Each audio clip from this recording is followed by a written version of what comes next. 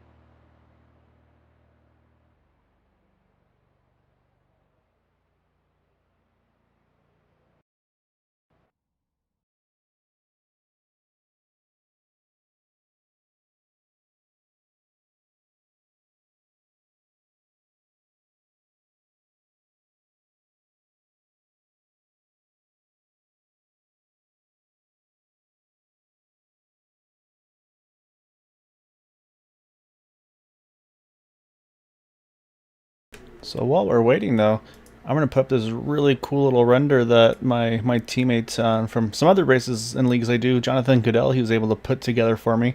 So really want to thank him for that. So let's say we're working on getting the new server is up. I got to get in there so we can get started here. I'll say still got a little bit of time in practice though. So they're gonna kind of extend practice a little bit to make sure everybody gets in on time, which is it's the right thing to do. So yeah, just bear with us a little bit, and we'll be up and running here shortly.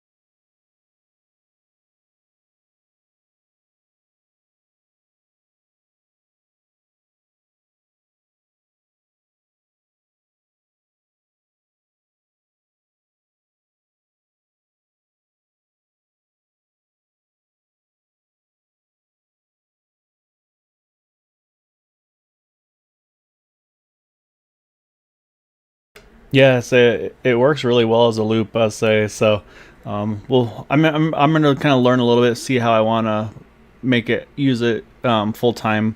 But I figure this would be a good time to kind of bring it out in use, though, for sure tonight. So, I'm getting the server, new server loaded here, so we'll be up and running shortly. So again, really appreciate you guys hanging out, bearing with us. Is it Jack? Glad you're here again. So I hope you are doing well.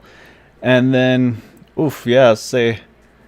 I'm not gonna make it. I know it's Monday for being in Australia, but I'm not sure what time it'll be. Yes, I know it's a fair bit ahead of us.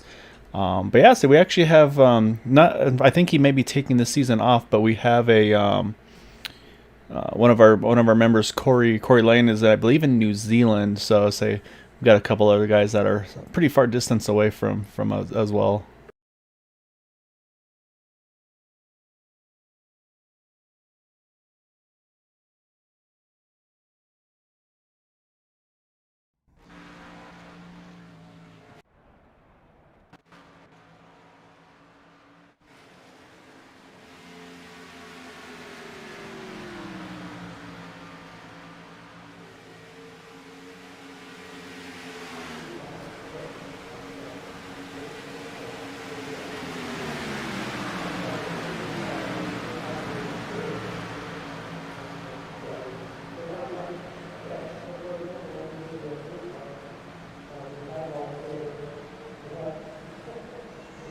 All right. As you can see, cars are back on track. So I'm going ahead and just pretty much resetting the time here. As it looks like they're going to run about 15 minutes of practice. Let's say they didn't quite have the setup where they wanted it to, so they want to make sure they had it right to put on the best show for everybody this evening. Which I appreciate them doing that as well.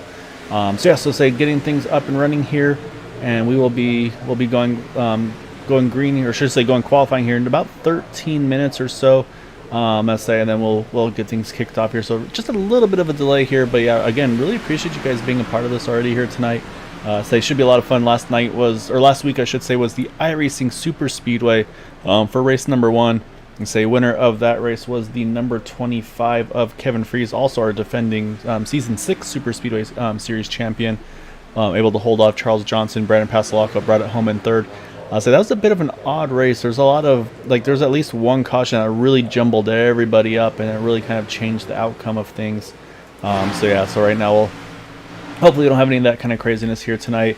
As I definitely will be looking forward to it. I think they're going to be putting on a pretty good show here this evening, though. And I say we are going to be working on some updates as well to try to help myself and of course you all with the new teams that we have going on as well with the series.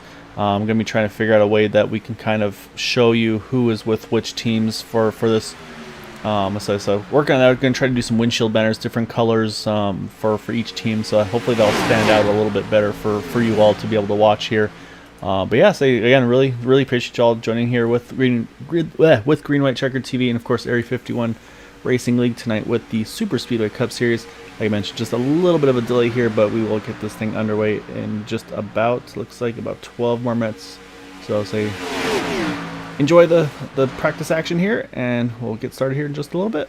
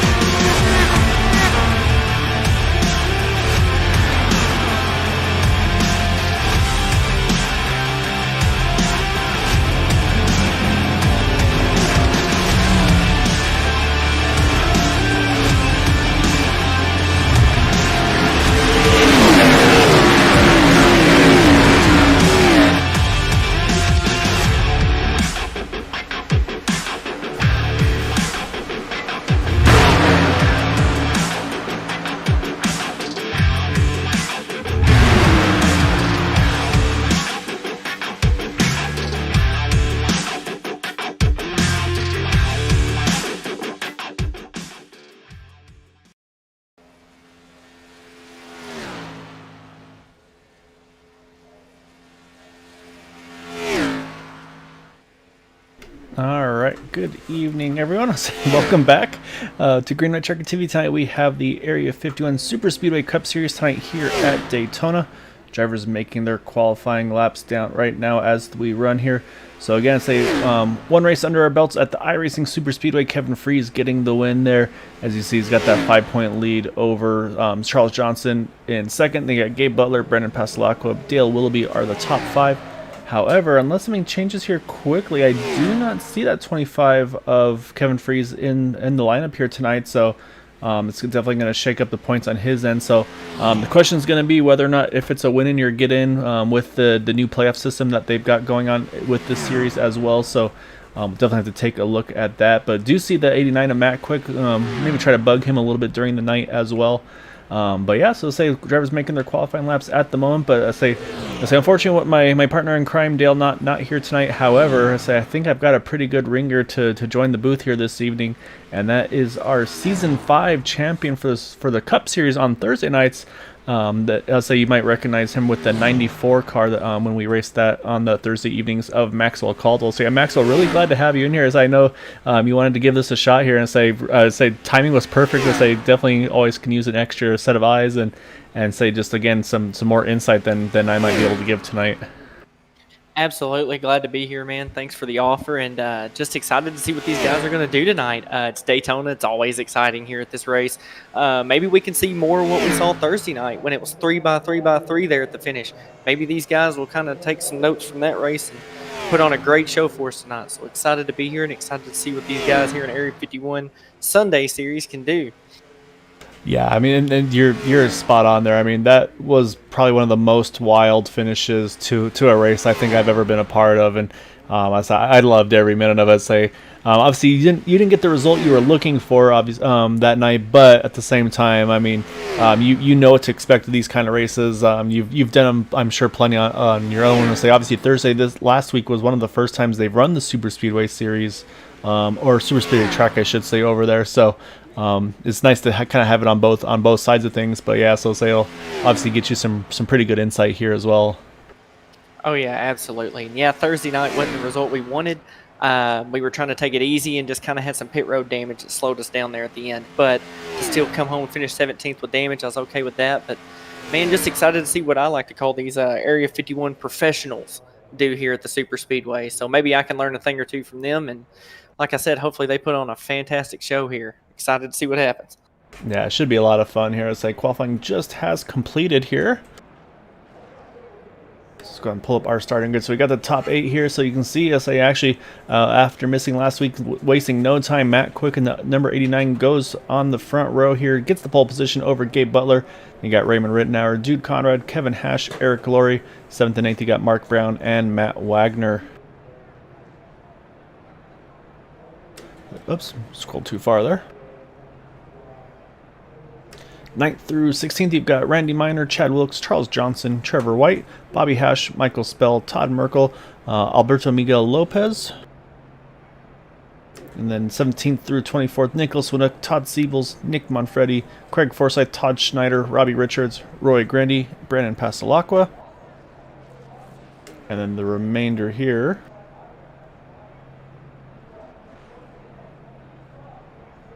You've got the 25 or in 25th, you got Quabi Brooks, Kyle Hess, Mitchell Wilkes, Dale Willoughby, Jim Brooks, Dean Wilkinson, and John Brill.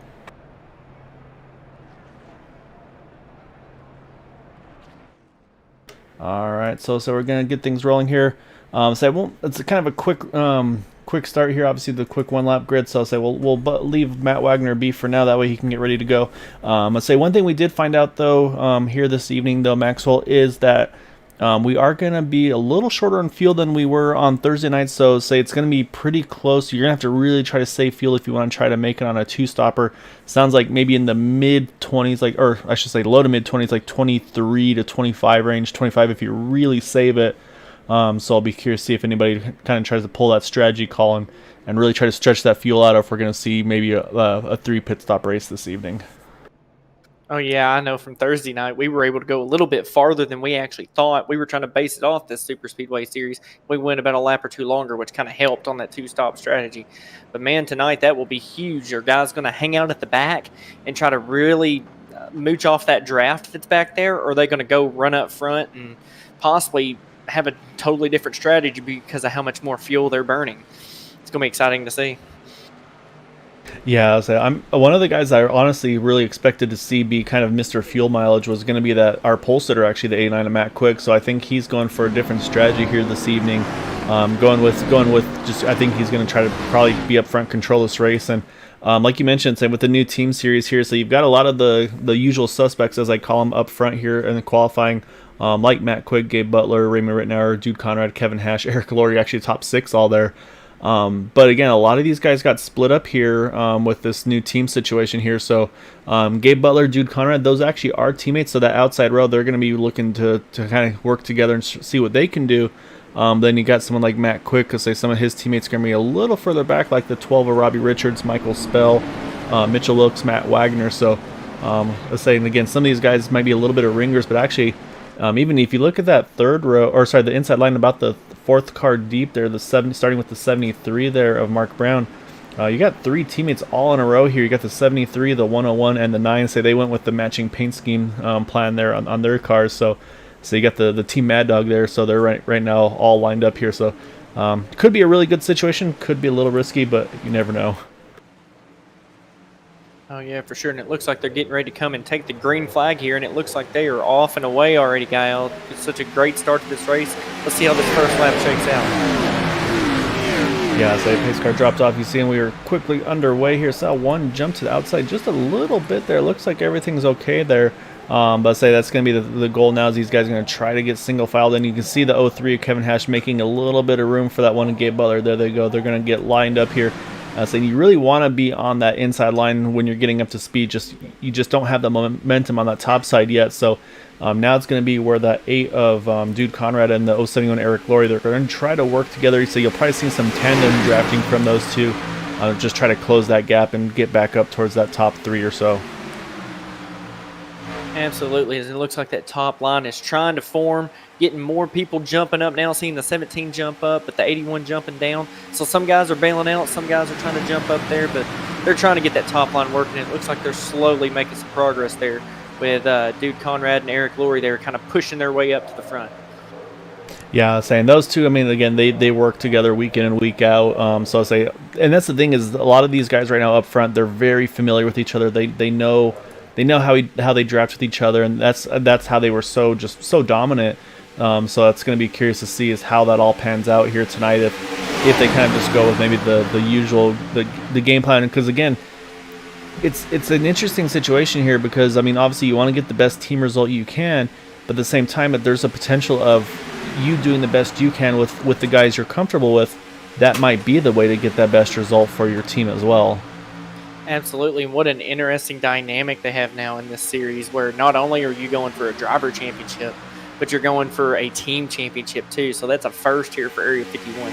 No other series does that but the Superspeedway starting out, and this is race 2, I believe, with the Superspeedway series in this. So it's all still new. It's new to me. I didn't even get the chance to watch last week's race, so this is kind of my first time seeing these teams play out. And you know what I see? I see 3 teammates right there just keeping together on that bottom line. The 73 and the 10 and the 9, they are just sitting there quietly waiting probably for these first round of pit stops, and then they'll start sticking together from there. Watch for them to maybe make their way to the front after that first set of pit stops.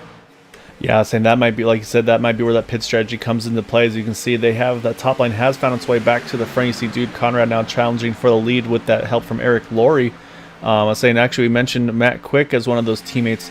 That 11 car on the outside line, he is teammates with our current leader, the 89 of Matt Quick. So that's going to be something Matt's going to have to try to keep an eye out for. Say a lot of these drivers they should all, I believe, be on the same Discord channel. So obviously you can talk to each other through iRacing voice chat itself, but then obviously try to maybe do some strategy calls, things of that nature. That's going to be where you might see those kind of calls happen on those private channels, where especially with that third pit stop, it's going to be a pretty limited stop. I say probably just a little bit of fuel, maybe a splash or so.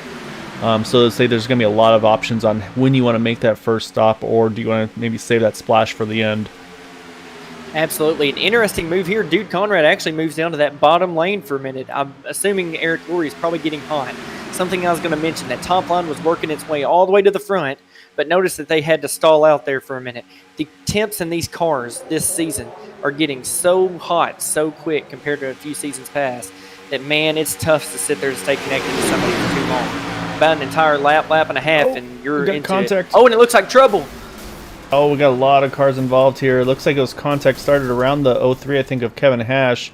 Yeah, a lot of cars involved. You see Mark Brown, he went for a ride. Same thing goes for the 33 there of Nicholas Winook. I think I saw one car just sneak by there a little bit. I think that might be the 20 as well. Yeah, it's Alberto Lopez. He also has missing pretty much the front clip of his car. So, yeah, it's going to put us under a quick caution here. I think that actually might change the pit strategy as well from the rest of this race. But let's go back and see how this all kicked off here. So I want to say it started pretty close to the 03. Actually, no, it looks like it started with the 33 now that I'm going back and taking a closer look. So I'll pull it up here. So, yeah, you see the 33 entering up on the top side and it just steps out on him there. I'm not sure what happened, and unfortunately just before he has a chance to catch it, gets into the side of the 03 of Kevin Hash, and then from there it's just nothing Kevin can do. He tries to hang on to it, but then again, like I said, just in an accordion effect. Oh, Michael Spell also caught up in that one. And we mentioned those teammates, and unfortunately it looks like all of them get a pretty big piece of it. As you see, 33 goes for a ride there. You can see him goes up and over. So unfortunately, I think all three of the Mad Dog teammates, they all get caught up in that one as well. I think I saw a lot of cars just maybe get a little bit of nose damage. As again, still watching that 33, you see a lot of guys trying to skid around this one. You see Roy Grandy, I should say, drifting through 3 and 4, trying to get that car woed up. So yeah, so unfortunately, a handful of drivers getting some pretty significant damage here. So, say pit road though, definitely a busy place now. Oh, absolutely. Here they all come down pit road, come get probably a chance to get that fuel topped off to make this a 2-stopper, hopefully from here. And I don't even know if they're going to take tires here. I would think just probably fuel only. Yeah, I think this will be that splash of fuel. No sense. Yeah, there goes Matt Quick. He's going to in and out quickly there. So, yeah, so saying, again, this is going to be now, this is that decision time on some of these drivers is, do you take a fast repair? Do you try to get the damage repaired manually and save that fast repair for later? Let's say it's obviously a pretty big risk versus reward, because you just don't know whether or not that damage, even if you get it repaired, if it's going to be enough to kind of hold the draft. Well, and I can tell you this from Thursday night, I had just slight rear end damage on pit road there, just a slight tap going into my pit box, had about 10 seconds. And I'll tell you, it was just enough to keep me from drafting. And normally when rear end damage don't affect you that bad. But I'm telling you right now, these cars, for some reason this season, are so more sensitive to damage that just the slightest bit, I think, would hurt you. I would probably want to go ahead and, with only one fast repair, though, that's a tough call with so many laps left in the race. But if you don't take it now, I would assume you'd probably lose the draft pretty quick and even go a lap down. Yeah, definitely kind of a risk versus reward decision. So, interestingly, though, looks like a handful of drivers decided to stay out under this yellow. So it's going to put Matt Quick down in, or sorry, not Matt Quick, Matt Wagner, wrong Matt, into the lead here in that number 11 machine. He's got a couple that stayed out with him. Looks like Chad Wilkes, Todd Merkel, Robbie Richards. So those 4 staying out. I'm a little worried about Todd Merkel because he did get some nose damage to that 81 car in that incident. So hopefully, like he said, hopefully that little bit isn't too much that's going to hurt him there. But it's just one of those things where you worry about the temperatures. That's going to be one thing that's going to be something you have to be really cautious about. Is he's going to really have to watch that water and oil temp. But then also it looks like a little bit of rear end damage as well, where he got hit from behind as well. So I'm trying to see if maybe it's a team strategy here. But it looks like, no, it looks like they're all part of different teams here. So just a little bit of some gambles, it looks like, up front. I could be gambling on some more cautions. You never know. They could be clutching it right now, shutting those engines off and really coasting these things around. And maybe it was one of those, they would just much rather take the risk and be up in clean air. Area 51, especially the last couple of seasons, has gotten a lot cleaner in these races. And even that last accident just looked like a freak accident. I mean, the 33 getting loose like that, that's not something you normally see. But I have heard drivers talking that these cars are a little bit more unstable than they have been in the past. So that could have had something to do with that. Maybe just in all that traffic caused that car to get loose. But maybe these guys up front that stayed out just saving a little bit of fuel here under the caution, hoping for another one. And maybe they got enough of them, they can all still pit as a group and be all right later on. But I think they're just looking for clean air right now and to get away from the mess, because that was a gnarly crash that actually took out a few. It looks like we actually had 2 of them leave here, actually. Yeah, I was going to say, it looks like, 2 retirements. I'm a little surprised by that with Mark Brown, Nicholas Winook. I mean, both those drivers should have had faster pairs, so I'm a little surprised they wouldn't go ahead and just take advantage of that and then get back in here. Again, might be down a lap or two at worst, but still be in potential contention. So unfortunately, though, those two looks like I said, have retired, which is going to leave us 28, it looks like, on the lead lap. So again, big difference, as you know, Maxwell will say this restarts are controlled by the leader here. Initial starts on green, so I'll be curious to see if Matt's going to go earlier, if he's going to wait till that green flag, because you always want to get a big gap at the regular races, but here at Daytona Talladega, you don't want to get too big of a jump. You see he gets a good start there. Todd Merkel, though, I think that damage might be hurting him right now. As you can see, that car just not getting up to speed. Oh, and that's going to hurt a lot of these guys here, Gaio. If he doesn't get going, he's going to hold a lot of them up. Watch to see that 4-car breakaway just get wider and wider. Is that you don't have a big full pack right now. It's stacking everybody up behind him. And a lot of good contenders that are there in the back that took advantage of that pit stop, losing a lot of track position right now. Yeah, so now they just got to be real careful about the kind of the accordion effect. As everybody's going to try to be hustling around there, and so yeah, you can see unfortunately Todd Merkel just going straight to the back here. So, and the next concern for him is at this point, I mean, I don't think he's going to be able to hang on to that draft either. So I think that damage was a lot more severe than maybe he even expected. So yeah, so he's going to just have to kind of ride this out and see what he can do. Again, probably have to hope for a yellow here. So. It looks like everybody's able to get through clean. They say it's kind of, like I said, spread out the field a little bit here. You see most of the field here pretty much running now single file up at the very front on the bottom, which I'll say we've definitely seen that in the actual Cup Series at Daytona Talladega. Usually they kind of rim ride it and go. That's about the only way you can do it, and it seems like you just can't make passes. Right now we got the yellow line trend going on over here, though. Oh, yeah, for sure. And it looks like a lot of the guys from the back of the pack are catching up. Looks like we're going to get single file line. And as soon as I say that, we see Dude Conrad jump up to the top there with the 45. He's going to try to make that second groove work and see if he can bring himself back up to the front where he was earlier. And they're coming with a full head of steam, actually bringing the 9 along too. And it even looks like the 27 is jumping up there with him, of Craig Forsyth. Yeah, I say Craig jumping on board there. I think he saw that top line happening. Oh, you see big wiggle there from the 8 there. I think he was getting that push from the 45, and so he had to check up a little bit to not get into the back of the 27. But actually, kind of interesting story. Craig, obviously one of our Indy regulars, that actually our season 6 Indy Series champion. He's kind of giving this shot, or I should say these cars a shot here on the Superspeedway side of things. He's actually having a race with hand controls. He had some foot surgery a few weeks back, actually right after season 7 ended, and so he's actually racing with hand controls here. So at a track like this, Daytona Talladega, where there's not a lot of throttle input that you have to adjust here, that's probably actually kind of the best thing he could be doing right now, to best kind of racing for him to be able to do this. Absolutely, and they were coming with a full head of steam. I was shocked to see the 8 kind of drop out there, but amazing what he can do. And the pictures he showed us of his rig there in the Discord channel was just amazing. I mean, that's awesome what he's got and what he's able to do here with this. And look what he's able to do. I mean, you can't ever count a guy out when they're kind of got stuff going on, because look at him coming to fight for the lead here on the outside, bringing along the 45 and the 21 and the 9. It should be a good little side-by-side battle here. Oh, contact! Oh, another incident here.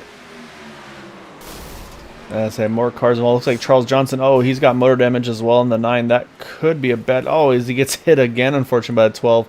You see everybody's going to try to get checked up to avoid this, but it looks like Robbie Richards got the worst of it there.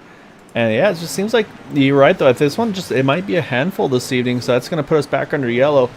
And I was about to mention about Raymond Rittner in the 87. He had a bit of a moment just before that, so it might even be a little bit of a blessing in disguise for him. I'll tell you who this really helps, Gael. This helps out of 81 to Todd Merkel. We talked about it. He had damage. He was falling back, probably had lost the lead pack, but did not win a lap down yet. Now he can catch up, get that faster pair. And with so many cars took out in this second crash, a lot of them may be out of faster pairs. This could be his chance to come back to the front. Yeah, exactly right. Yeah, again, the top line, the 45 just got a little loose there. He was able to catch it, but unfortunately just is in the path of the 12. But oh, look at the one of Gabe Butler. Somehow gets around that. 21 of Brandon Pasolacqua, he gets caught up in it as well. And it looks like Matt Quick gets a little bit of a piece of that as well. I'm looking here, Dude Conrad in the 8 car. He's having to try to save this thing. Looking at some of the other cars here as well. Eric Laurie had maybe a small piece of it, but yeah, I think the 2 that got the worst of it, though, by far is the 9 and the 12 there, unfortunately. Yeah, so just, I don't know, I know there was a setup change for the race here this evening. That apparently a difficult driving one. So it seems like this one's having some troubles as well here, at least on the outside line. But I want to jump back as well. So I know pit stops are going to be looming here in just a moment, but I want to jump back a lap previous because there's a close call with Raymond Rittenauer. So and as you're looking at that, I'll say all leaders are coming down pit road right now. So that's pretty interesting strategy here. Yeah, so it looks like, I think it was, the 20 and the 88. So 20 got into the back of the 87 a little bit, then the 88 got into the back of the 20, just kind of that accordion effect. Somehow, though, Raymond hangs on to that car here, and you can see him trying to get back on track. You see then the 88 and the 9, they almost make contact through 1 and 2. Saying then Raymond just kind of drifts the apron, luckily able to hang on to it. So, like I said, though, I mean, that took Raymond right out of that kind of the worst place scenario where he was. You can see him now trying to sneak into the pits here. So he was coming in a little bit later than the rest of the field. So, yeah, been pretty eventful here early on. Looks like, again, a little bit of pit strategy now. This time it's going to be that number 20, Alberto Miguel Lopez. He's going to stay out along with, I believe, Trevor White, Dale Willoughby. And I believe those 3 drivers did pit under the... Yeah, it looks like everybody has at least made 1 pit stop so far. And it looks like, unfortunately, as I mentioned, I think Charles Johnson did wind up having to retire as well. I think he had used that fast repair in the first incident, and saying that was all she wrote on the second one. Absolutely, and that's such a shame. 12 laps into the race, and you've already been in 2 wrecks. I mean, these guys got to remember this is a 75-lap race. Long time to go. And with as twitchy as these cars are, what better time to just run 2 lines and just try to ride? I know they want to push and put on a great show, but there's not going to be much of a show to put on if there's not a lot of cars left, So, and I know Thursday night we didn't have very many wrecks at all. I think maybe 1 or 2 cautions. I mean, we kind of played it easy for the longest time. So, but one thing I did notice on the pit stops, strategy all over the place, Gael. You had guys taking 4 tires. You had guys taking right sides, some taking lefts, and some, I think, still doing fuel only possibly. But I do think most probably took at least 2, rights or lefts, at least some sort of tires there. Great time to do it with about, almost a quarter of the race in. Yeah, so I think that's definitely, especially under caution. I mean, again, you can work your way back up to the front in these restrictor plate races. So, and saying I think also the strategy call on these things as well, where maybe you try to go that little bit further on fuel to stretch it that little bit extra. So, right now it looks like actually 4 drivers stayed out. Like I mentioned, the 20, the 14, and the 7. A little further back, the 68 of Todd Schneider, he also stayed out. It looks like. However, I think he was far enough towards the back where he wasn't able to cycle all the way back up to the front. So he's got that John Deere Ford there on the inside line. So it's a handful of guys went ahead and stayed out. So the one thing I am looking at, though, here is this should be... Yeah, we should still be in the 2-stop window here.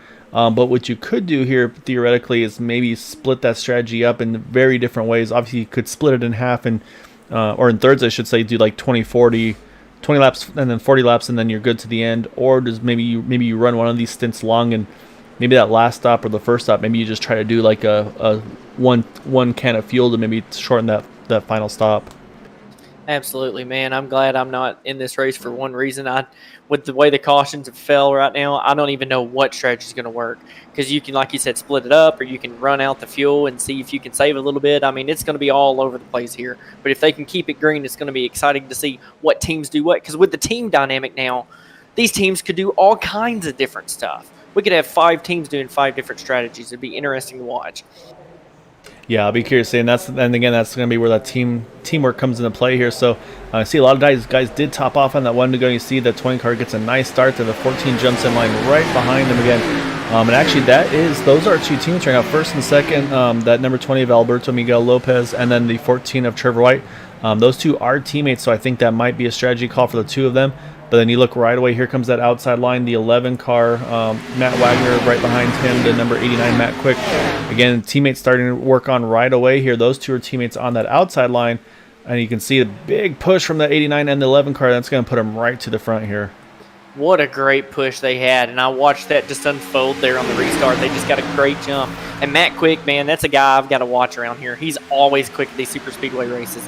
He's always wanted to be up front, and, man, he's keeping the car clean so far. He got maybe a little bit of damage in that first incident.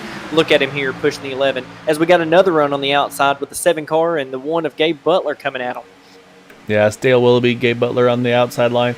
Say again, these 2 are also the same thing, just they're very familiar with being up front here. Say Craig Forsyth, he's joined the party with them as well. So I'll be curious to see again. It seems like it takes a couple laps, and then that is that outside line. And say it seems like just it wants to kind of step out on these a few of these drivers here on the entry. So we'll definitely have to keep an eye on that, see if that comes into play some more still.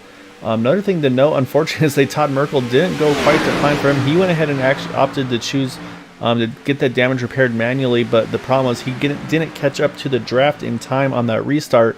So again, he's it's like about a quarter, pretty much a full straightaway behind the field here right now. Oh man, that's heartbreaking. He had such a great opportunity there, and that caution came out, but it doesn't always work out in your favor. But hopefully he can get back in it here soon.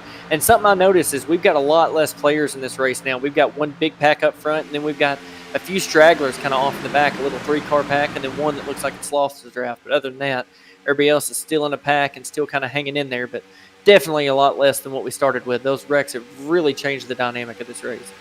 Yeah, I think that's kind of making a few people gun shy a little bit now. Like you said, just seems like this maybe the car setup combo, whatever it is, maybe the track temperature. I mean, it is a little warm on the track temp side of things, 109.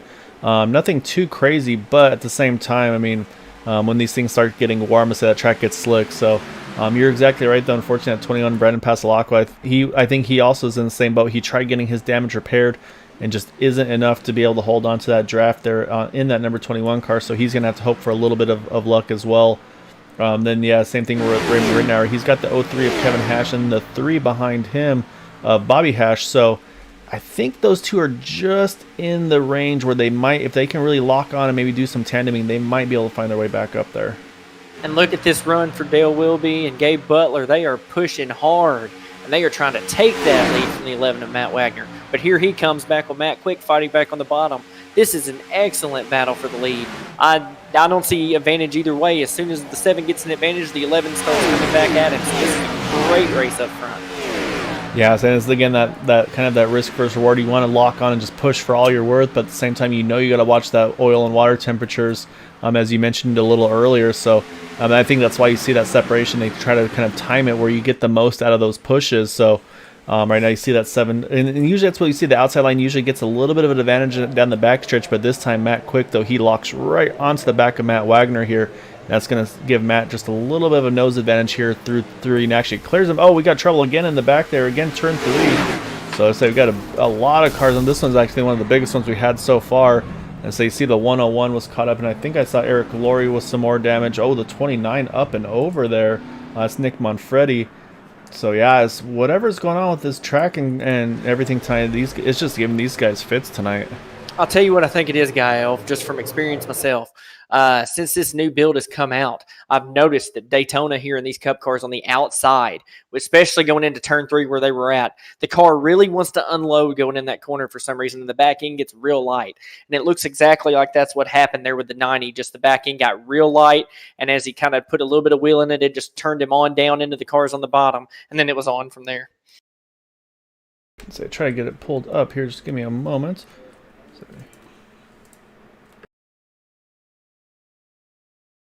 There we go. Alright, so we're going to go look at that. It's John Brill. So we're watching that 9. And yeah, you're exactly right. Just enters and just snaps on him. And unfortunately, the 101, just wrong place, wrong time. Randy Meyer, nothing he could do. Just unlucky for him. You see 2s just sneak by there, but then the 29, you see, oh, yep, here comes the 8, the 80. Wow, actually, it's the 101 up in the air. The 8 of Dude Conrad just somehow just drove through him. Jim Brooks actually looks like he drives underneath the 29 as well. Almost drags him for a little bit there. But yeah, Eric Laurie, he gets caught up in that as well. You see the guys in the back. We mentioned blessing in disguise for some of those maybe missing the losing the draft, I should say. So I think that may have come into play again here. Absolutely, and we've got lead lappers again on pit road. They have pitted every single time. I'm shocked we've not had more cars staying out with as many cautions as we've had. But I hope they're watching those tire limits, because we got to remember this season, we've only got a couple sets of tires each week. So I hope they're kind of taking that in consideration. But it looks like, again, a mixed bag. Some taking tires, some may be doing just rights or lefts, and some may be fuel only. Seeing a mixed bag there on pit road, and probably a lot of fast repairs, I would assume. Yeah, so I think at this point, if you've had all the damage fixed, like you look at the 81 of Todd Merkel, you look at the at the what was the other one, the 21 Brandon Pass Lockwood. If they got everything fixed, I think at that point you just got to kind of bite the bullet, and you're just going to, I think, just drive really cautiously at this point. I'm gonna grab, while we're here, I want to grab Matt quick, 'cause, I mean, we say he's in there, we can get some, hopefully some insights. Let me grab that number 89 machine here. We're gonna pull him in and get some, we'll get some questions and ask our poll sitter, Mr. Quick. All right, Matt. I'll say, obviously, first off, I mean, congratulations on the poll tonight. I'll say, I was curious to see if you're gonna go kind of Mr. Fuel Save per what we kind of assumed for you, but let's say we're gonna switch off to that though and just ask. I mean, so you raced lots of this stuff. You know, you're very familiar with these cars, these tracks and setups and everything. What's going on there in turn 3 on that top side? It seems like it's just evil on that outside line. Well, we have this Dega set in there. Like a few builds ago, you can get away with running the Dega set at Daytona, and you can't get away with it right now because it gets a little squirrely. I mean, even your main guys, I think Ray Rittenauer earlier got loose on the apron. Like, he just barely touched the yellow line behind me, I think, and he about died, and then everybody else died behind him, like the next turn later or so. I just think it gets a little bit loose. I mean, my tires are still 100%, and I haven't changed anything yet. But I mean, Superspeedway racing compared to racing at New Hampshire or naming a different track, it's just different. So I think you're just kind of watching on edge. I mean, you can see your guys that are familiar with the stuff, not just Superspeedway guys, but you guys that your all-around guys that knows how to save a car. I mean, you're even seeing them kind of get a little squirrely. I haven't got squirrely yet, but I haven't really been. Well, I guess I just did push to the last run, but I was fine for the most part. I mean, for me, it's just fine. But just looking as a whole for everybody else, I think if you're like 4th or 5th car in line, when you can't really see what's going on in front of you, and you have to make quick maneuvers, that's where you get messed up. All right, well, keep an eye. I say you still have your fast repair to left, right? I know you had one incident that was really close to you, though. Oh, I warped through them. I got, by God's graces, I made it through. I should have been dead, but yeah, God's graces decided I was gonna work through that car that was sideways, and yeah, I got lucky. I say Phantom 4X taketh away. So luckily it worked out for you in your favor. Say good luck, Matt. I say it looks like it's gonna be a handful tonight, though. So say just try to keep that thing in one piece. Best. Thank you, guys.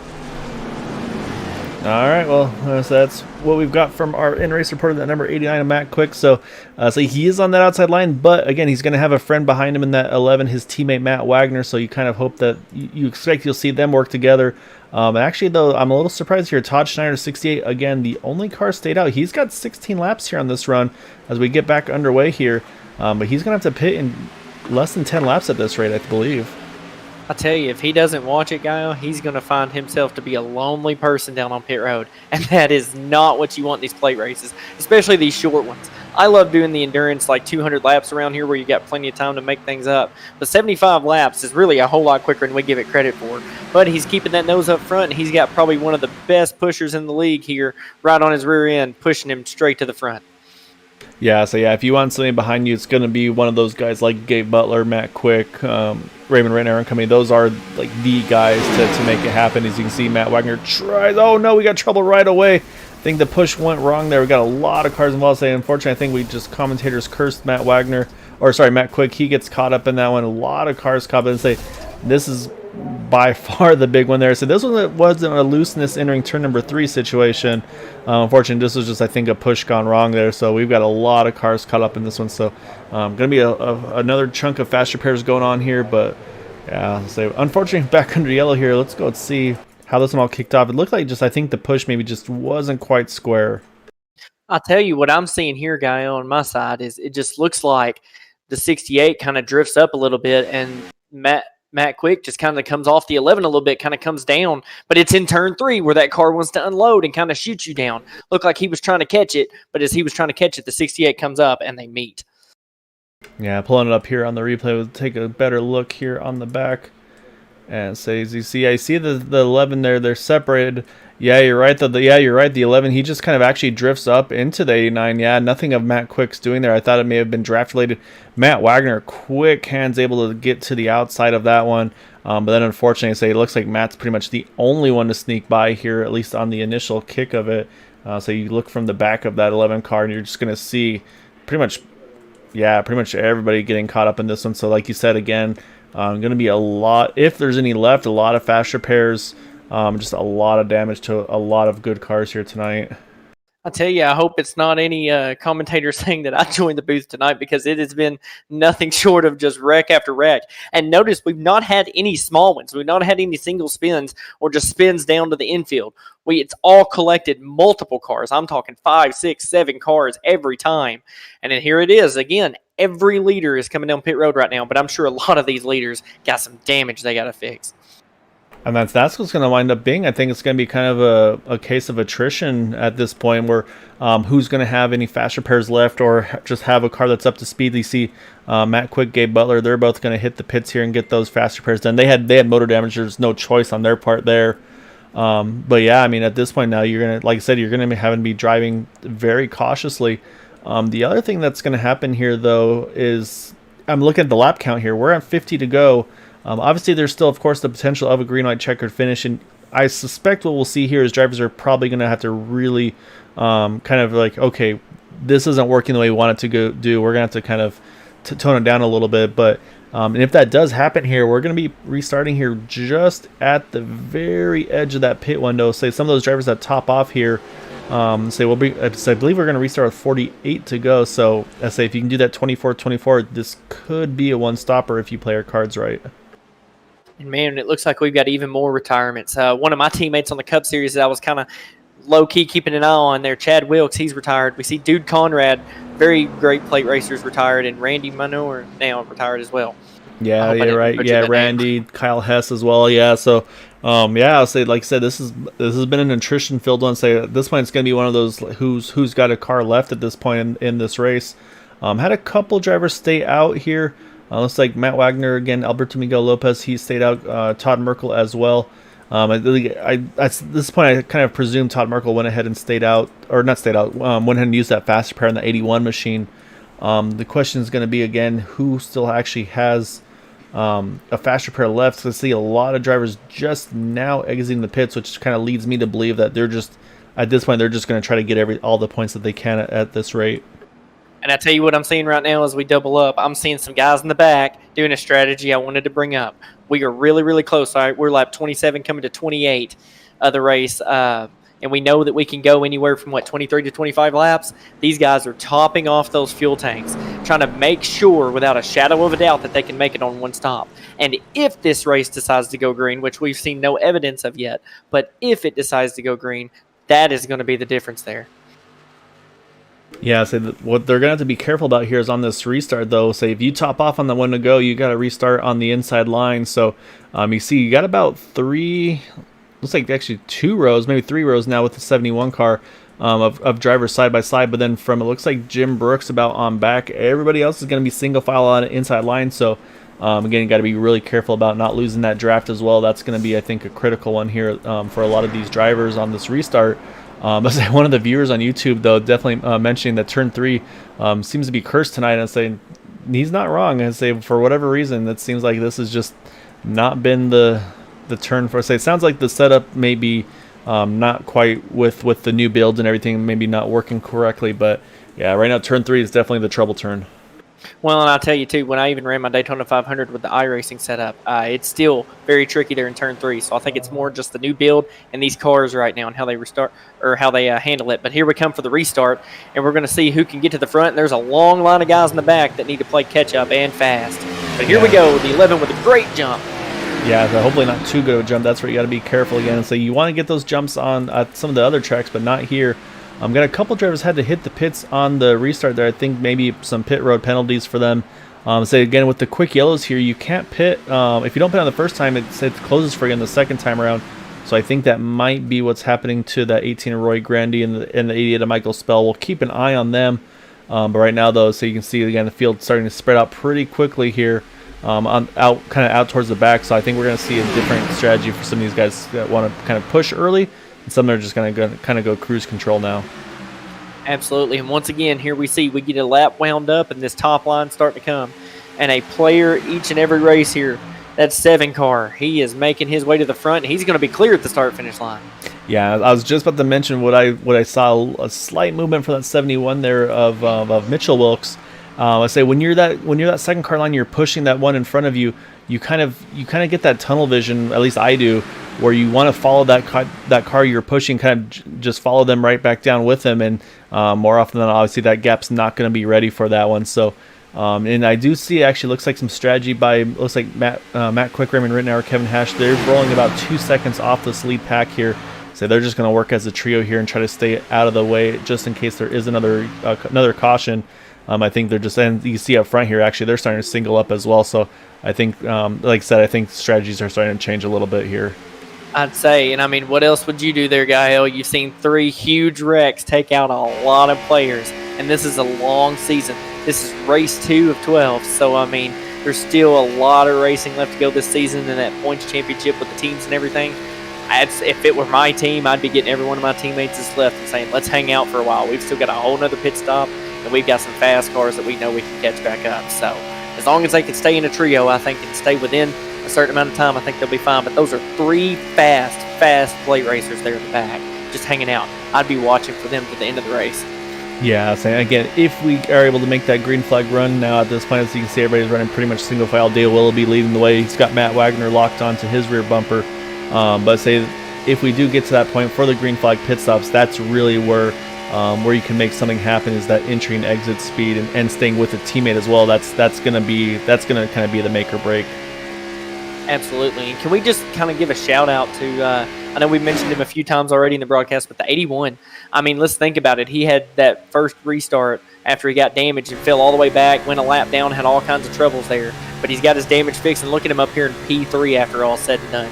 It just shows to never give up and to keep in the fight, and you never know where you'll end in these races. So let's see if Todd Merkel can stay up here and try to go for a win possibly tonight.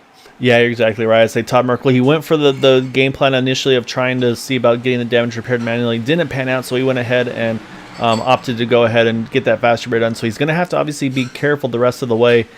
Same goes for a couple of these other guys. I mean, we mentioned the 21, Brandon Pasalacqua. He's going to be in that same boat as well. He is now up in that draft, hanging onto it as well here. I'm looking at the draft group again. It's like I said, I think we're going to see a lot of single file racing at this point. I think the goal now is a lot of these guys is going to be to kind of let the pit stops play the outcome in this race here. I think just these drivers now probably are definitely appearing to be a little bit gun shy of wanting to really start going double file, especially on that outside line.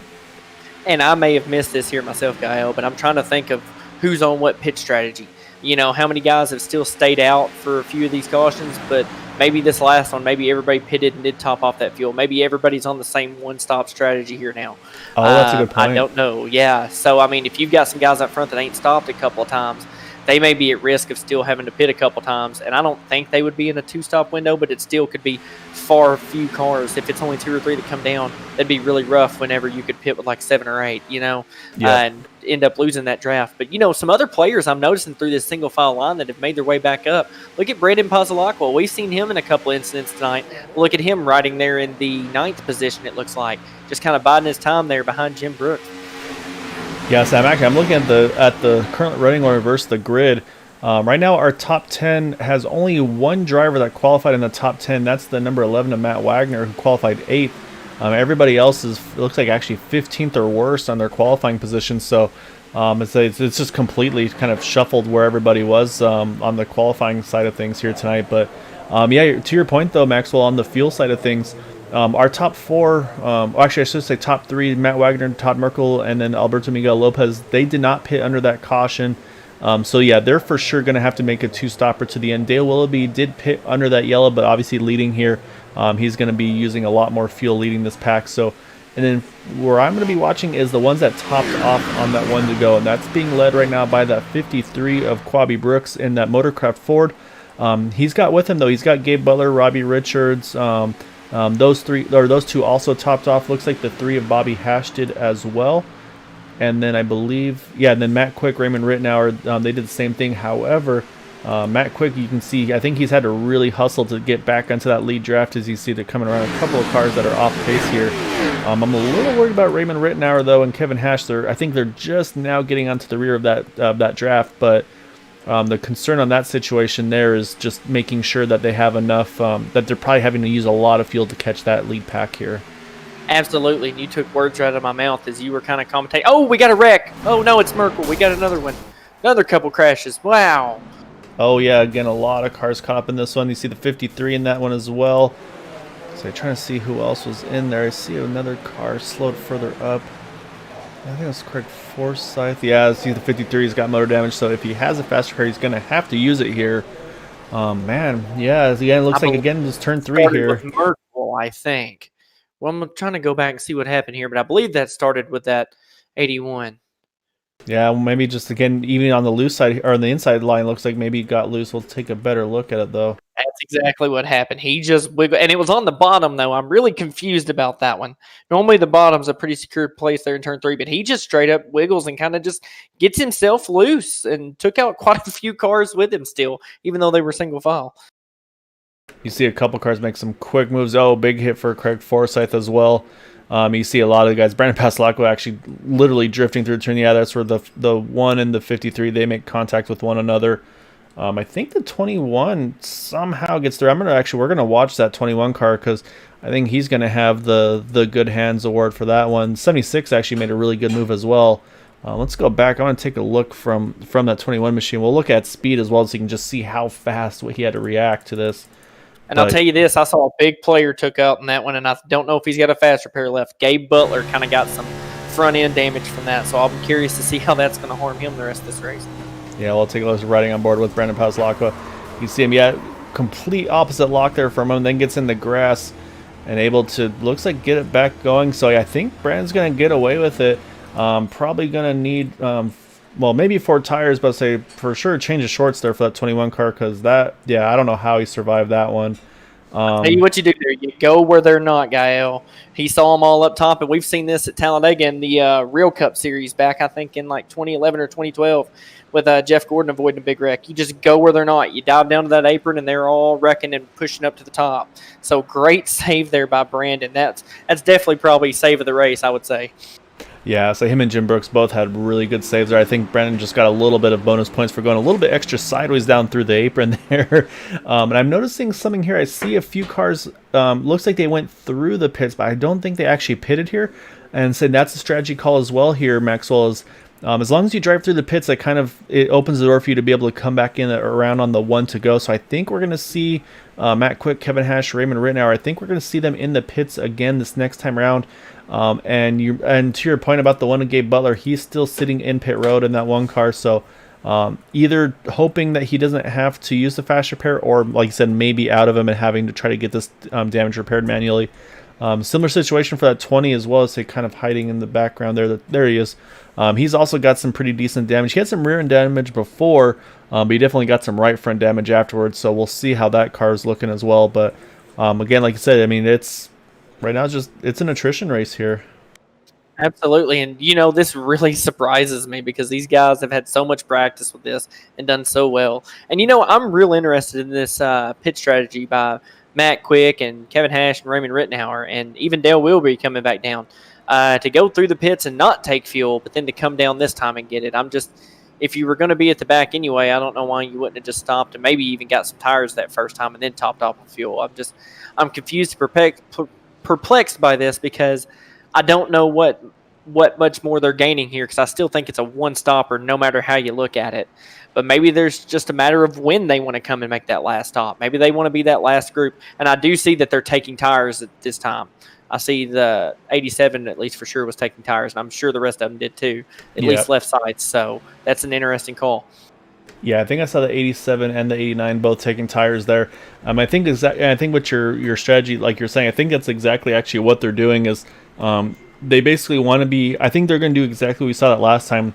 They've seen that turn 3 is just kind of the trouble spot at this point, so they're going to try to stay away from that as much as possible. I'm going to jump back to the 53 car because I saw him going pretty slow on track. It looks like, yeah, he definitely got a fast repair, so he's back in business as well.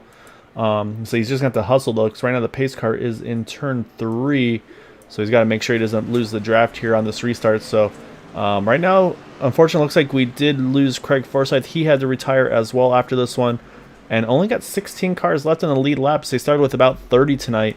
But yeah, whatever's going on with the setup. Yeah, it's like I said, half the field about wiped out here. So it's like I said, I think it's going to be an attrition race to the end here. So kind of see who the last man standing is at this point in the race. But Gabe Butler, and then Alberto Miguel Lopez, they are back up in there. You see one there. I think that's Trevor White. He's peeling to the inside. Looks like I think they're trying to get the running order sorted here, so this might jumble up this restart as well. Oh, absolutely. Be watching for black flags here. But as we get a restart, the 11 gets a great jump there. But look who's on that outside restarting P2. Save of the race, and then here he is getting ready to battle for the lead after being in quite a few incidents tonight. And he's up there in second, going to try to make that outside work with the 45. Yeah, so you see a 45 also has some pretty significant damage, but looks like he's holding that draft pretty well. You see Brandon Pazlacco, he's not going to waste any time. Saw that opening between himself and the 76 of Jim Brooks. He's not going to waste any time. He's going to jump in there and fill that gap. So, yeah, like I mentioned, you see in the background, there's the 53. I was talking about Quabi Brooks. He's not going to catch the draft here on this restart. Again, could be a blessing in disguise. We've seen turn 3 after a few laps becomes really a trouble spot. So, we'll keep an eye. Obviously, I think we're going to have to kind of just be watching turn 3 all race long here. But, again, I think we're seeing, though, a little further back that we mentioned Matt Quick and company. I think they're doing exactly like we talked about. They're just going to kind of stay in the back of this field here and stay a couple seconds back to play it safe just in case another incident like we saw earlier. And it's almost looking like we're getting a 2-pack field here. Now, that second pack may easily be able to catch that first one, but I don't know. I don't know where you want to be in this race. I've seen people wrecked from the lead. I've seen them wrecked mid-pack. I've seen them wrecked at the back of the pack tonight. So I've seen them wrecked single file, you know. I don't know what these drivers got to do to hold on to these cars. But, man, they just need to take it easy. Let's get a green flag pit stop in, and then let's run it hard to the end. It's just now lap 40 come to lap 41. We've still got a lot of this race to go, Kyle. Yeah, exactly right. They just barely got over the halfway point at this point. And saying actually, again, it's kind of unfortunate, not ideal, but say a perk though on things is get some insider info. So Craig Forsyth joined us in the YouTube chat here, and so he was saying it seems like right now the only safe place to be is in the lead. So based on that, Matt Wagner's where you want to be here right now.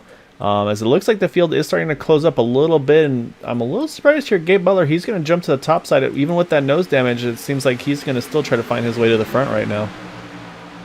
He hit that car. I don't know how you keep that one out of the lead. Oh, we see one drift up pretty high, but nice save. I almost thought we was going to have another turn 3 incident there. I was watching that Dale Willoughby. He was pushing the one there, and then he just got, well, again, turn 3, just on the entry, just gets all sorts of loose. Like you said, it just seems like the car's just unloading on them there. And so, yeah, they're braver than I am right now. So I would actually be probably in that second group as far back as I can be just to have time to react. But it seems like 1 and 2 is not an issue, though. But I'll say maybe in turn 3, something we've seen before with some of the other series that they've kind of started to run those, the old COT car where you go about 220 or so. Maybe they just need to maybe breathe it a little bit on the entry to some of these turns to try to play it a little bit safer. Absolutely, and I think as I went back and watched what happened there with the 7 and the 1, being tucked right up underneath that 1, being on the outside, and probably, I guarantee you these cars, if they were locked as tight as they were, probably almost doing 204 and even 205. I mean, we're running very high speeds when we get connected here in these cars. Faster than we've been on iRacing in a while in these. Normally they topped out at like 197, 198 for a little while. Now we're able to hit 205 in these if you got the right pack. I know Thursday night that's what we were hitting in the Daytona race there. But it looks like as he went in on that outside lane, he just kind of got loose. And, we got the 76 knocked down to the infield, but nice save there by him. Hopefully he's got no damage. He can continue. Oh, he's got to be careful. As I say, he's going to come right up across the path of some of the cars. They're almost gone to the side of Matt Quick there. I think he was trying to hustle it up back on there, try to keep the draft, but what he's going to be able to do here is he should be able to tag onto the back of the 3 and the 87 here to at least minimize the time loss again, kind of work that draft together. So he's going to lock on with them. So if they can maybe get back to that group, they can maybe catch that second group with Eric Laurie and company and then work their way back up there. But yeah, and I think that may have been, again, I think that 7, I'm not sure if it was just the 76 that got loose or maybe the 7 got loose off of 2 and maybe got into the door of the 76. Air is moving these cars around constantly.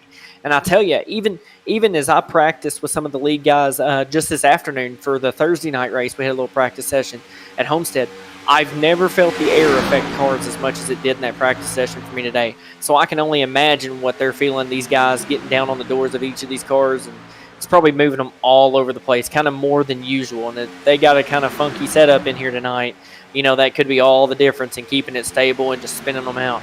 But we see that 7 and that 1. They're not giving up on this outside lane. But I tell you, I'd almost want to take that 7 and put him in front of that 1 since that 1's got that nose damage. That could be the difference in getting the lead.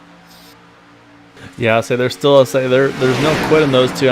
Again, I say if I was in that same position, knowing that I'm out of fast spares, possibly a little bit of nose damage as well, so you just have to be that extra cautious. But so far though, they're still making that outside, even just with the two of them. I mean, they're still holding right now about in that third row with that 21 Brandon Pasalacqua. So right now it looks like we've got looks like what 9 cars up in this front pack here. Last one being that 45 of Todd Siebel's. Then just a little bit behind is that 3-car pack we mentioned with Matt Quick, Kevin Hash, and then you've also got the 071 of Eric Laurie there. And then it looks like the 3 and the 87, Bobby Hash and Raymond Ritner, they've been able to catch up there. Unfortunately, I think that's going to push the 76 of Jim Brooks, it looks like, out of the draft at this point. But again, there's still a long ways to go here, 30 more to go. And saying we're about a little, maybe what 10 to 15, depending on the fuel window of some of these drivers before we would see a set of pit stops here. Absolutely, and as you talk about the 76 losing the pack there, as I go back and look, he's got tremendous right front damage there, so no wonder that car can't keep in the draft. He's going to have to hope for caution and even hope that he's got a fast pair left, or this may be what he deals with the rest of the night here. But I'm telling you right now, that pack of 3 that is stuck together like glue most of this race, I would not count them out. They are right where they want to be. They've got that draft. They could even still be saving fuel right there where they're at, just trying to stretch this run as long as possible. They're just kind of sitting back, watching that line move, and they're going to be back there where no one else sees them pit. Watch for them to pull off a strategy that nobody expects, and it could be the race-winning strategy. Yeah, now the next thing coming up here is they're going to come up through some lap cars, so they're going to have to squeeze a little bit. I mean, we've seen the 3x3 work, but it's usually when the setup feels a little more stable, you feel a little more confident. So you see Michael Spell giving them all the room he can on that outside line. Looks like, again, a little bit of a bobble there through 3 and 4 for a couple of those guys, but they're going to make it through. The next in line is that number 29 machine as well. That's Nick Manfredi, so they're going to try to see if they can get him as well. Looks like they'll catch him, I think, yeah, right here in 1 and 2. Which, again, seems like 1 and 2 hasn't been really the trouble spot. So hopefully I don't wind up jinxing it, knowing the way that thing works here. But same thing, they have to make sure they give each other room off of 2. It looks like they're going to get that done. And that's always a pretty nerve-wracking spot when you get right up against those guys that are a little bit off pace. Absolutely, and it actually looks like at 29 was coming down just a little bit. So I'm sure that was a little bit of a scare. But I tell you what I'm watching. These cars are just moving all over the place. And correct me if I'm wrong, but I believe every incident we've had tonight has been around the same amount of laps ran in the run. 6, 7 laps in, we all of a sudden start seeing cars really move around, and then we see an incident. So I'm hoping no commentator's curse here, but just be watching for that as these cars put more and more laps on these tires. Watch for them to move around more and more. Yeah, and you see a lot of movement still happening, and that's what I'm wondering is that as Matt Quick had mentioned, it wasn't really a tire wear issue. It was so I'm wondering if it's maybe more of a tire temperature situation, where maybe those tires are just especially on the rears, maybe just getting a little bit too hot. As you can see, everybody's starting to shuffle a little bit to get to the inside. He said the 20 car though. So once he saw that, he decided he's going to jump to the top. As I say, that caution is out, and I'm trying to find where. Was in the back somewhere. I know that because I'm watching the lead pack and saw nothing. So that's. I think Todd Siebels may have been caught up in it here. So that's going to unfortunately bring the caution back. I would say it's going to save a lot of drivers, like you had mentioned, that were off the pack here. Let's go. And this is exactly like you said. Right around this lap time was about when it all started kicking off. I'm so sorry for the commentator's curse there, but you just watch them. They're just pushing right there in turn 3. They're touching where they really don't need to touch. The car is so light there, and you're going to see that they just push off into this corner a little bit, and it's going to be all it needs to get a little bit loose and just spin her around. Oh, yep, I was on the wrong cars there. Here we go. Gotta love when there's 2 cars with the same sponsor, right? Yeah, you're as the 48 there, or sorry, the 45 and the 68, I should say. I was looking a little further back, because unfortunately, I think I saw one other get caught up in this one. Let's say we look. Well, you see the 68. Yeah, again, it looks like no, he just comes up and gets loose. I think what happened was he kind of started washing up, maybe tried to correct it too much too soon. And again, just these guys. It looks like right now the 2. Here comes the 29. He gets caught up in this one as well. And then you see it a little further back there. You see these guys now all trying to react. They're trying to keep up in the draft, but then it was kind of starting to kick off there. You see Matt Quick there, Eric Laurie, the 3 car as well. I think the 3 is going to get the worst of it there. Yeah, he gets into the 68 there. He might get away with it. I say some right front damage, but I say motor still looks like it's alive. So I mean that's a critical one.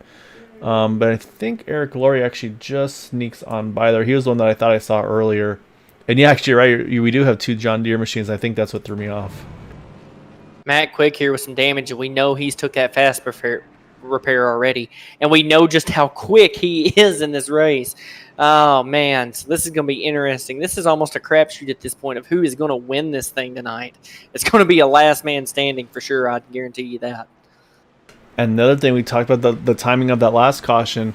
Look at this one now. We're at 25 to go here, so we're going to restart with 23 to go. I have a feeling we're going to see a lot of drivers top off. That's what I was going to say. I would be topping off, and then when I came out of pit road, I would be catching the pack, but I'd be catching them with the clutch pushed in because I would be saving every drop of fuel I could, because this is going to be the difference in who makes it and who don't. If we stay green the rest of this race, topping off is going to be a key to being able to be aggressive at the end instead of having to back up every corner and try to save fuel. Yeah, again, somehow, say when all this said and done, you see now Gabe Butler up into the front here. Again, somehow with that nose damage, I say he did have pretty good pace with that 7 of Dale Willoughby pushing him. So those are going to be the top 2 here so far. So now it's going to be a question, do any of these drivers, do they top up front, or is it going to be more of kind of in the mid-pack towards the back here? It's going to be interesting to see. Say, it looks like a lot of drivers, again, Raymond Rittenauer, Jim Brooks had to get some damage repaired. Like you mentioned, Kevin Hash as well, Matt Quick. Looking at the damage repair times on them, Kevin Hash had about 50 seconds of a pit stop, 32 for Matt Quick, 34 for Jim Brooks, and then 42 for Raymond Rittenauer. And yep, here it comes. And look here come the leaders. Yeah, top 2 are coming in. Looks like 11 of Matt Wagner. He's going to stay out. He's not worried about this at this point. He's going to go ahead and take back over the lead. They have talked about that leader seems to be the safest place to be, so that might be something that's on his mind in that 11. Something else to watch here, Gaio. Once we get restarted here, there's no more pitting if you top off here. This is it. If we get cautions, you're only saving more fuel. Why take the risk and give up the lead? This is what you've worked all race long for to get. It's go time. 25, 23 to go here when we restart. Man, it's time to go. It's time to get after it. It's time to go and win this race. And look who you got here, a scary threat for this win. He wins them all the time, this number 1. I'd be watching him. He's my guy to watch, I think, toward the end of this. He knows how to win these races, and that nose damage is there, but it doesn't look too bad. I think he can lead with that. So someone to watch right there with the 1.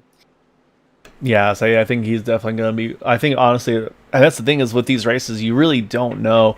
What they're going to, again, though, they're going to have to be careful about. They're going to be restarting behind some guys that have some damage. Unfortunately, like that number 29, you see he's got pretty much the front clip missing.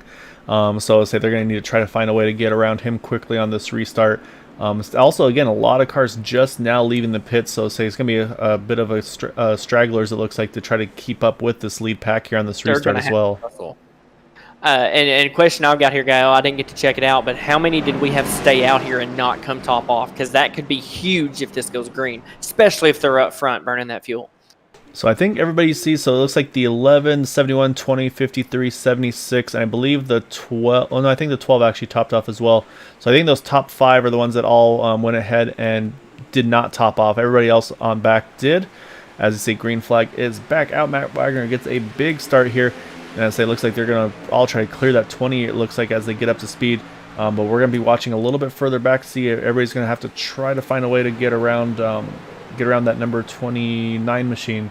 Who's, again, kind of missing that front clip, so they're going to do what they can. But actually, it seems like they're having a hard time getting organized here to try to make that happen. It looked like a very disorganized restart here. People all over the place, people not caught up. That's huge. This front pack has a great chance to try to run away if they can get in line quick. But we see that big back pack coming. And look at the 7 and the 1 have found each other, and they've got Brandon Pozolakwa right there behind them. Watch for that group of 3 to make their way up to this pack and kind of make some noise here. Yeah, you see, I'm a little surprised that this front pack hasn't actually singled up here. This is actually what I would have done, is I would have stayed single file, just go full fuel save right off the bat. But you got the 53, 76 there, kind of looking towards the top here, trying to see if they can make the momentum work. But you see Jim, he realizes that momentum is not going to work, so he's going to fall into that inside line. We'll see if Quabi's able to do the same. Looks like he's going to sneak in line as well. So now, again, if it's that fuel mileage at this point, part of the race is everybody gets lined up here on the inside line. Again, I say advantage probably by just a little bit. Maybe, I mean, again, it might be 0.4, 0.3 of a gallon, but that could be enough between sputtering at the end and making it to the finish. So right now, the first car that topped off on that one to go is that 7 car of Dale Willoughby. And look how smart they are. Part of me thought get up there beside them and try to race for that right now and try to force those guys to run off more fuel. But then I thought again, stay in the pack, ride there. These top 5 guys are probably going to have to pit with as far up front as they are, and especially with some of the damage they have, they're having to stay in the gas a lot longer. So you got the 1 and the 7 who can kind of ease off that throttle. They can kind of maybe even ride half to 3/4 throttle down this backstretch, just riding behind them, saving even more fuel, giving themselves insurance. And then when these guys have to pit, guess who that puts in the lead? That 7 and that 1 there. Yeah, so that's going to be, I think that's what they're going to have to watch is at this point, you see the pace that the 11 and the 71 are putting right now. They're actually starting to gap a little bit of that 20. You see the nose damage that he has, unfortunately, still. Don't know if that's him just trying to lay back and save as much fuel as he can, or if that car just can't keep up with those two kind of being as aggressive as they are here up front. And saying, actually, got to mention Mitchell Wilkes, Matt Wagner. These are also teammates here on that team with Matt Quick, Robbie Richards, Michael Spell. So right now that team running 1-2 here up front. Absolutely. And it looks like a small 2-car breakaway here for a moment. Maybe that 20, now that he's got some air to the nose, is kind of showing some of his damage. It's kind of rearing its ugly head here, and you see these guys going to the outside trying to get by him. That's allowing the 11 here to get past, get away a little bit. Yeah, I think that's exactly what we see there is they see that 20 just isn't quite able to keep up there, so they're going to try to make something happen. But you can see, though, I mean, it's still not quite enough to get there, so they're going to have to really work, I think, to try to get around this 20 car. And again, that's the next question is they got to make sure that they're both clear of that 20 before they jump to the inside, if that's their plan here. Or are they just going to try to run this top side and get all the way to the front, which it looks like that might be the plan now. And I'll tell you a surprise I see here, Gail. We see Matt Quick. He's still hanging in there. So he's got that damage fixed up enough to hold a draft. I don't know if he'll be able to lead and win this thing, but he's still with his team back there, just quietly hanging out, quietly staying at the back of this pack, waiting for their chance to bounce as well. Always see a little bit of movement there, entering turn number 3, and say with all that jumping around, that's actually brought that 20 right back into this here. So I say there is no gap between himself and that 71. So you got pretty much a big pack here, and you can see right away a couple of these guys they're in towards the back here, like Matt Quick, Raymond Rittner. I think they saw that and like, you know what, we're gonna back off again a little bit. We know we can catch those guys, so we're gonna give ourselves a little bit of a breathing room again, just in case. And something I didn't notice, look at this 76. He had a fast repair and didn't know it. That car is clean, it's mean, and it's working its way to the front here with that 53. Watch him as well. I didn't know he had a fast repair. I was wondering how he was able to hang out for so long. Maybe Jim Brooks can kind of steal one. As look as you see him pushing that 53 off in turn 3. You got to watch that. You'll get that car loose. Yeah, so that's the thing. Every time I see them get kind of near locked onto each other, especially now on that top side, it's like, oh, as I say that, I get nervous. You see the 71 Mitchell Wilkes gets loose off hits the inside wall. He's going to try to lock it down here. Not sure if there's contact between himself or if he maybe caught the apron there. Unfortunately, pretty heavy contact to the inside wall. So he's going to try to get that thing back righted here. So I say still stay under green though. But I say we'll stay up front there. I say don't want to miss anything that's going on at the front of the field. But yeah, just unfortunately Mitchell Wilkes was in a really good position there. But yeah, unfortunately just got caught out there. Oh yeah, when I say he barely clipped that apron, he clipped it enough that it shot him up the hill. And instead of riding that ship and kind of letting it go that half lane up, he probably tried to put a little wheel in it to keep it back down on the low side, and that's all she wrote. He tried to stop it, but that's some massive damage to that left front there, and he comes down pit road is what he ends up doing. Probably done for this evening. Yeah, so while we're watching now, you see a lot of movement still happening on that front pack. But you see Matt Wagner. Oh, Matt Wagner touches the apron. He catches the inside wall. Oh, he just catches the inside pit wall there. Almost was gonna be able to slide through there. I say again, I think he just knocked it, or just kind of barely touched the apron as well. So he's gonna have to try to get this looped around. Again, though, this isn't gonna bring out a caution there as he spun to the infield here. What I was gonna mention though is it's actually the 76 of Jim Brooks was able to push the 53 to the front there. Now you see Robbie Richards giving the 76 a big push here down the backstretch. I think the 76 just about cleared, doesn't quite clear him. As I say that, you see again that 12 got a little bit loose there. but he's able to have quick hands to hang on to it. But I'll say right now, we're gonna have 15 to go at the line, but we're starting to slowly but surely lose a couple of these guys. Absolutely. And when I went back and watched that 11, man, he got on that apron to get loose, but I tell you what truly happened. He went in that tri-oval, and that tri-oval is another scary place when it comes down to crunch time. I know in that race we did Thursday night when we were 3x3x3 there at the end, tri-oval was very tedious, and he kind of got loose in that tri-oval. When he got loose and corrected it, that's when he came down to the apron, and it hooked that car around. So sad for that, but look at this 12 and the 76. They are making this outside work all by themselves. Got a line of 6 cars on the bottom, yet they are hanging tough up there on the top. I'm shocked to not see maybe that 7 and that 21 try to move up there and try to make some hay on that top line. I think they're just biding their time at this point. They've seen what's going on. I feel like maybe they don't think they can help that top line go any faster. You see Gabe Butler, he gets loose there through that tri-oval as well, like you just mentioned. And now that I say, I think they're just going to cruise there. Now you see the one, he does jump to the top. But again, though, I'm getting nervous again about I don't know if it's a tire temperature thing or what it is, but it seems like you said, just a certain number of laps in, and this is when things really start to kick off. So I think these drivers are going to have to really be on their toes. And I think that's why you see a few of these drivers kind of fall into the back just to be safe in case something happens. Well, on that track, Tim's 109, and something probably with the pushing that I know we don't have this set in the Cup Series on Thursday nights, but the Superspeedway Series, that relative humidity at 55%, that could probably have a big thing to do with these engines kind of overheating and this pushing they're doing, trying to keep them from locking on for long periods of time. But look at how much movement they had there through the tri-oval as they get ready to go into one. A lot of movement in that tri-oval. That might be where our next incident comes from. But even in turn 1 here, look at all that. Yeah, it seems like they're just kind of holding on for dear life, honestly, right now, some of these cars. So I think that's exactly what's going on. To me, it's got to be a tire temperature thing. I think what's happening is, like I said, just maybe something with this setup. I don't know if it's with the build or what, but just isn't quite agreeing with these cars. And so I think that's why you see all of these drivers just really kind of almost on a knife edge, like you mentioned. As I said, yeah, caution is back out. I think this time it's John Brill. I think, unfortunately, I think Raymond Rittenauer got caught up in that one as well. May have just looped us. I don't see a lot of nose damage to this car. He's going to try to get this thing turned back around. I think he's going to be able to do so. So we're back under yellow here. Let's go see what happened. I say it was definitely around the 90 and the 87. Just got to see how it all kicked off. And I think it may have been the same thing, just unfortunate that loose in 3. Single car incident. It looked like the 87 went to miss John Brill and just got up into that wall and spun himself down. But I hope he's got a fast repair there. But what is up with these cars, even by themselves, it's like they're moving up and then they're just turning that wheel too much to bring it back down instead of just riding the ship. If it shifts you up, just ride that lane until you get out of the corner and then bring it down on the straight. They're trying to turn down in the middle of the corner and just too much wheels are spinning them around. Yeah, Matt Quick going for a ride there, bouncing between the apron and the banking. He's able to hang on to it.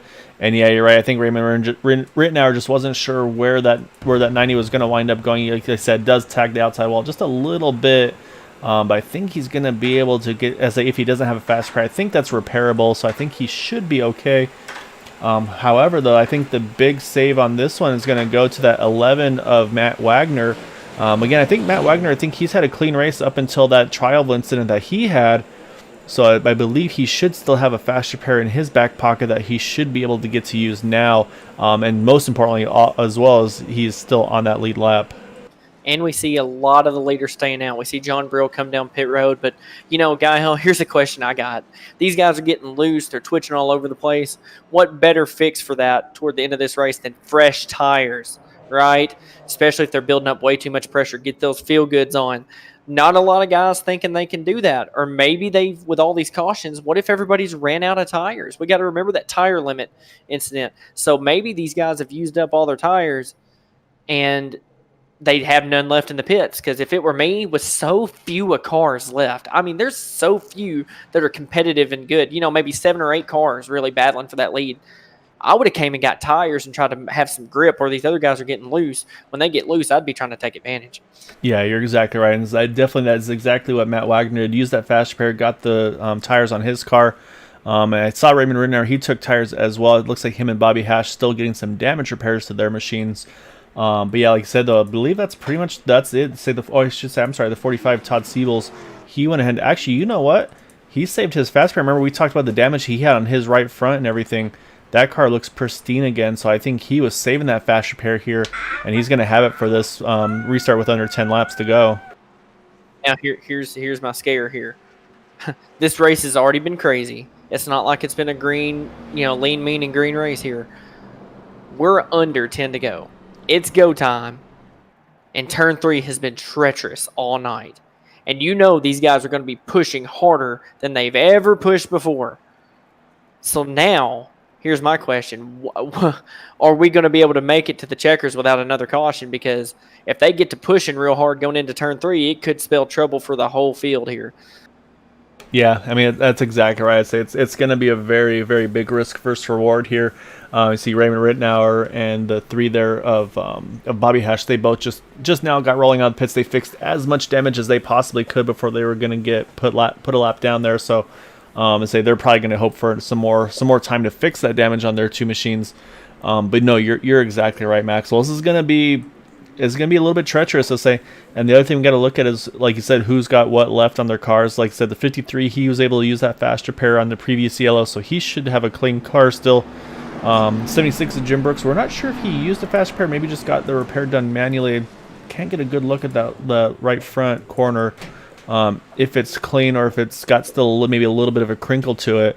But you're right, though. I mean, the question is just, hey, who's got what left on the car side of things? And does anybody have a fast repair left in the bag here? Because, like you said, it's just been a treacherous race tonight. Absolutely, and I'll tell you what we do have. We have an interesting storm brewing here. We've got some of those guys that were hanging out. Matt Quick, Kevin Hash. We got them still in the mix. We've got Brendan Pozolakwa, Dale Wilby. We've got Gabe Butler. We've got Jim Brooks looking real strong. We've got a lot of guys still left in this lead pack that want this win and probably want it bad. So this is going to be one heck of a race to the finish, and I can't wait to see what kind of show these guys put on. May even see a repeat of Thursday night with some 3 wide action in the last couple laps. I'll be nervous if we do have that happen. As I got to mention, Eric Laurie, he's still hanging out here. He's in the top 10. He's still missing the front clip of his car. So, again, just the persistence from some of these drivers. It's great to see. Actually, the other John Deere machine has the same situation. He's still going as well. So, hats off to the both of them. As you can see, green flag is back out and they're underway. You see Jim Brooks just able to keep his nose inside that 20 car. It's going to prevent Alberto Miguel Lopez from getting to that inside line. And that's going to be a good break for those 2 teammates here, that 53 and the 76. They're going to try to see if they can work together to kind of try to keep their competition at bay. Yes, and we see that 53 got a huge lead there. And Jim Brooks coming to the back, but I'm shocked with a teammate behind him that he did not go to the outside with that momentum he had. That could have been his chance to control this race at the end. But now we see some movement. We see that 20 car coming up with Gabe Butler. I cannot believe with that front end that they're able to push as hard as they are. If I'm Jim Brooks, I'm moving up right now to try to get this lead. Yeah, also watching Matt Wagner went straight to the top, try to make it 3 wide, doesn't have any help yet. And again, I'm a little nervous about going 3. As I said, that contact between the 20 and the 12, a lot of cars caught up in this one. Somehow no yellow yet. I don't know how that's not a yellow, honestly. We're going to go back and look at it. As I'm going to keep an eye and see what's going on, but it looked like the 12 and 20 got together there. It's one of those deals, the 20 moves down, the 12 moves up, and add some net code there in between it all, and you've got yourself a little bit of an incident. And again, they wrecked right on track. I'm shocked that's not a yellow. Yeah, a little bit of net code, yeah, and then 12 just slides up in front. But you can see, though, somehow a couple of these guys are able to get away with it. Unfortunately, though, the 45, the 11 there, they both get caught up in that one. So We've still got the main contenders I talked about, though. We've got that 76, the 21, the 1, the 03, and the 7. They're all there. They're ready to go. And they're all lining up. This is going to shake out to be a crazy race with 6 cars going after it. So we'll jump back live. It's unfortunate Matt Quick had to do some lawn mowing there. So he's got the wrong sponsor for that one, but was able to actually get back on track. However, is off on his own here. But yeah, like you said, though, it's going to start picking up here pretty quickly. And you can see now it's going. Making a move to the outside. He gets hung out. Hit by Gabe. They went with him, and then they hung him out to dry. So I'm looking at the cars here. So we've got Gabe Butler there in the one car. So I'm trying to see who's teammates with who here. We know the 53 and the 76. We know those 2 are teammates, so that's not a surprise to see them working together. I'm trying to see. Look at those 3 lining up on the outside. Go, yep. So who we got on the outside? We've got Gabe Butler, Kevin Hash, Dale Willoughby. I'm trying to peek at the standings. Well, you see Jim Brooks has a bit of a wobble there. So that's I think what we're gonna see here is for Brandon is that he got hung out there. So I think with him seeing that, it's like, all right, well, you know what? Then I'm gonna help that inside line. So you see he's gonna go into the inside group here. So we're gonna 3x3. You see the rest of the field starting to catch the 89 of Matt Quick. But actually, I think Brandon might be rolling out of here, just trying to play it safe. You see Quabi wash up just a little bit, able to stay off of Gabe Butler there. But yeah, definitely business picking up here as we're about to hit 5 to go.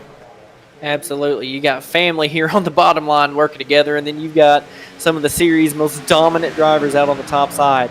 Man, if I'm in this, I'm trying to do anything I can to keep that one car from winning, because it seems like every time I look, I'm always seeing something on Facebook or Discord talking about Gabe Butler winning yet again. So I'm doing anything I can. Ooh, and the little bump, Kevin Hash, it's going to allow the 53 to get a little bit ahead of steam here. Yeah, you can see the separation that's caused, and that's going to allow them to get a little bit better. Now Kevin Hash gets right back to him, so not a lot lost, surprisingly. And again, I'm looking at the teammates. So actually the 21 and the 7, Dale Willoughby and Brandon Pasalacqua, those are teammates there. So say they might maybe try to make a move here a little bit later.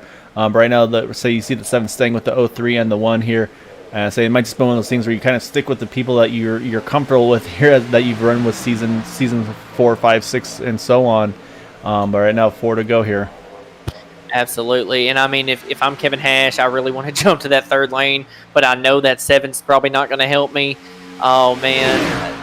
You want to finish good here in this top 6 because it's good for points, but at the same time, you've got a great advantage with not a lot of cars left in this to go for the win. And I mean, there's money on the line, there's a championship on the line, there's a lot on the line here tonight. So these guys are doing everything they can. But I'll tell you what, I am impressed with this bottom line of just 2 cars able to hold off a charge from some of the series best. Oh man, it's getting wobbly. They saw Jim, I think, just about touch the apron there. He had to wash up a little bit. I think that drifted up into Gabe Butler a little bit. Gabe had to react to that one. Lost them a little bit of momentum, but so you can see it's starting to reform again for them as we just cross now for 3 laps to go here. Man, I don't know. I think if I'm in this position, I like being the 53. I've got control. I can move up top. I can stay down low. I like where he's at, but I don't know if the 76 can get clear. Will he ditch him to go for that race win? Exciting to see here, but look at that outside trying to make a charge. But maybe those cars are maybe a little too damaged, or maybe Gabe's front end is finally showing its wear and tear here. I don't know. They can't seem to complete it, so. Yeah, you're exactly right. So we did see that the 1 have to get that damage repaired to his nose. So again, may not be the best car to be leading this group here, but I say it's not for lack of effort for his part or Kevin Hash as come across the line. 2 laps to go still. I'm watching. The other card that's kind of, to me, is the wild card at the moment to say is going to be that 21 Brandon Pasalacqua and the 7 and Dale Willoughby. Do they try to team up and try to make something happen? But right now, it looks like they're just kind of all kind of in their own little fight right now. And that 21's doing exactly what I do. I'd go on that bottom line. I'd try to help this line get clear, because then I can be the next car to try to get behind somebody and push and at least try to get second out of this. But look at the 76 laying the bumper to the 53 going to turn 3. Yeah, so they just need to try to get through this next lap cleanly and then say, look at that white flag, and it won't matter. The next flag will end it. 76 actually, clear. I'll say he clears them, yeah. So I'll say now the question is, does he stay committed to that inside line, or does he wait? Does he jump to the outside if he sees the 1 coming and maybe try to get a win for himself? Right now, though, they stay 1-2. He stays committed to that inside line as we do get the white flag. So this is the final lap of the race. And if I'm the 76, man, I try to, yep, that's what I do. Oh, no, contact. Oh, wow. Not sure if it was between the 21 and the 70 and the 1, or the 76 and the 1, but that's going to be a 3-car breakaway now. So now the question is, what do these do? You see the 76 stays locked to the bumper of the 53. Again, these are 2 teammates, so they probably right now want to try to make sure they can keep a 1-2 finish for the team here. Brandon Pasalacqua on the 21 is you can move to that outside, know the 53 is going to lose momentum. I'd try to make a move here. I don't think he's going to have enough, though. It looks like the 53 might have it. Yeah, it looks like at the line there's no budging there. I don't think he had the run you're talking about. You see Brandon peek outside, but it's not going to happen. It looks like 53 Quabi Brooks going to get the win. Jim Brooks 2nd, Brandon Pasalacqua 3rd. I got to go back, though. I want to see what happened here on that finish there, or on that last lap there between I don't know if it was a 21 and the 1 or what it was. Maybe, again, unfortunately, may have been some bad net code, which we've seen more often than we'd like to, if we're honest with everybody.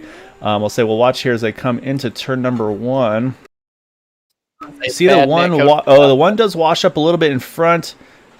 Oh, it looks like netcode. There's a pretty big gap in, but the way the one turned, it looks like it acted like the 21 hit him, and unfortunately, say for those guys, just didn't pan out for. Let's say just bad luck, and say not sure if that was the 76 trying to lead that outside line, or maybe just got a little loose, had to chase it up the track there. But yeah, unfortunately though, that's the 1, the 7, and the 03 kind of got the worst of it. I would actually say that he was probably just the cream in the Oreo cookie. It kind of looked like 76 moved up. He was getting pushed into the 76. Brandon was on the bottom, kind of drifting up just a hair. He kind of was all just boxed in, and you add net code to that, and it's just enough to make a big contact like that. Yeah, exactly right there. So we'll speed things back up here. We'll get over to our top three. Say it'll be pretty easy to find them because they're all here right together as they come through the line here.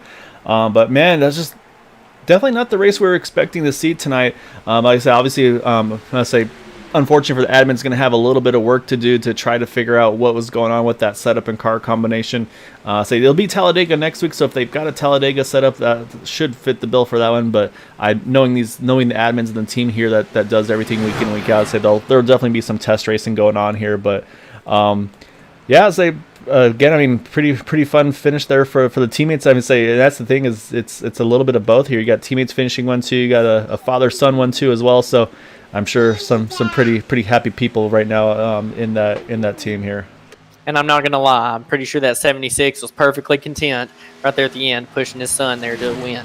And I'm not positive how many races the 53 has won so far, but I want to say that this is the first one I know of, so that may be a pretty big deal as well. I think this is his first Area 51 finish, or 51 win, I should say. So yeah, it'll be a big win for that number 53 of Quabi Brooks. Remember my first win, so special.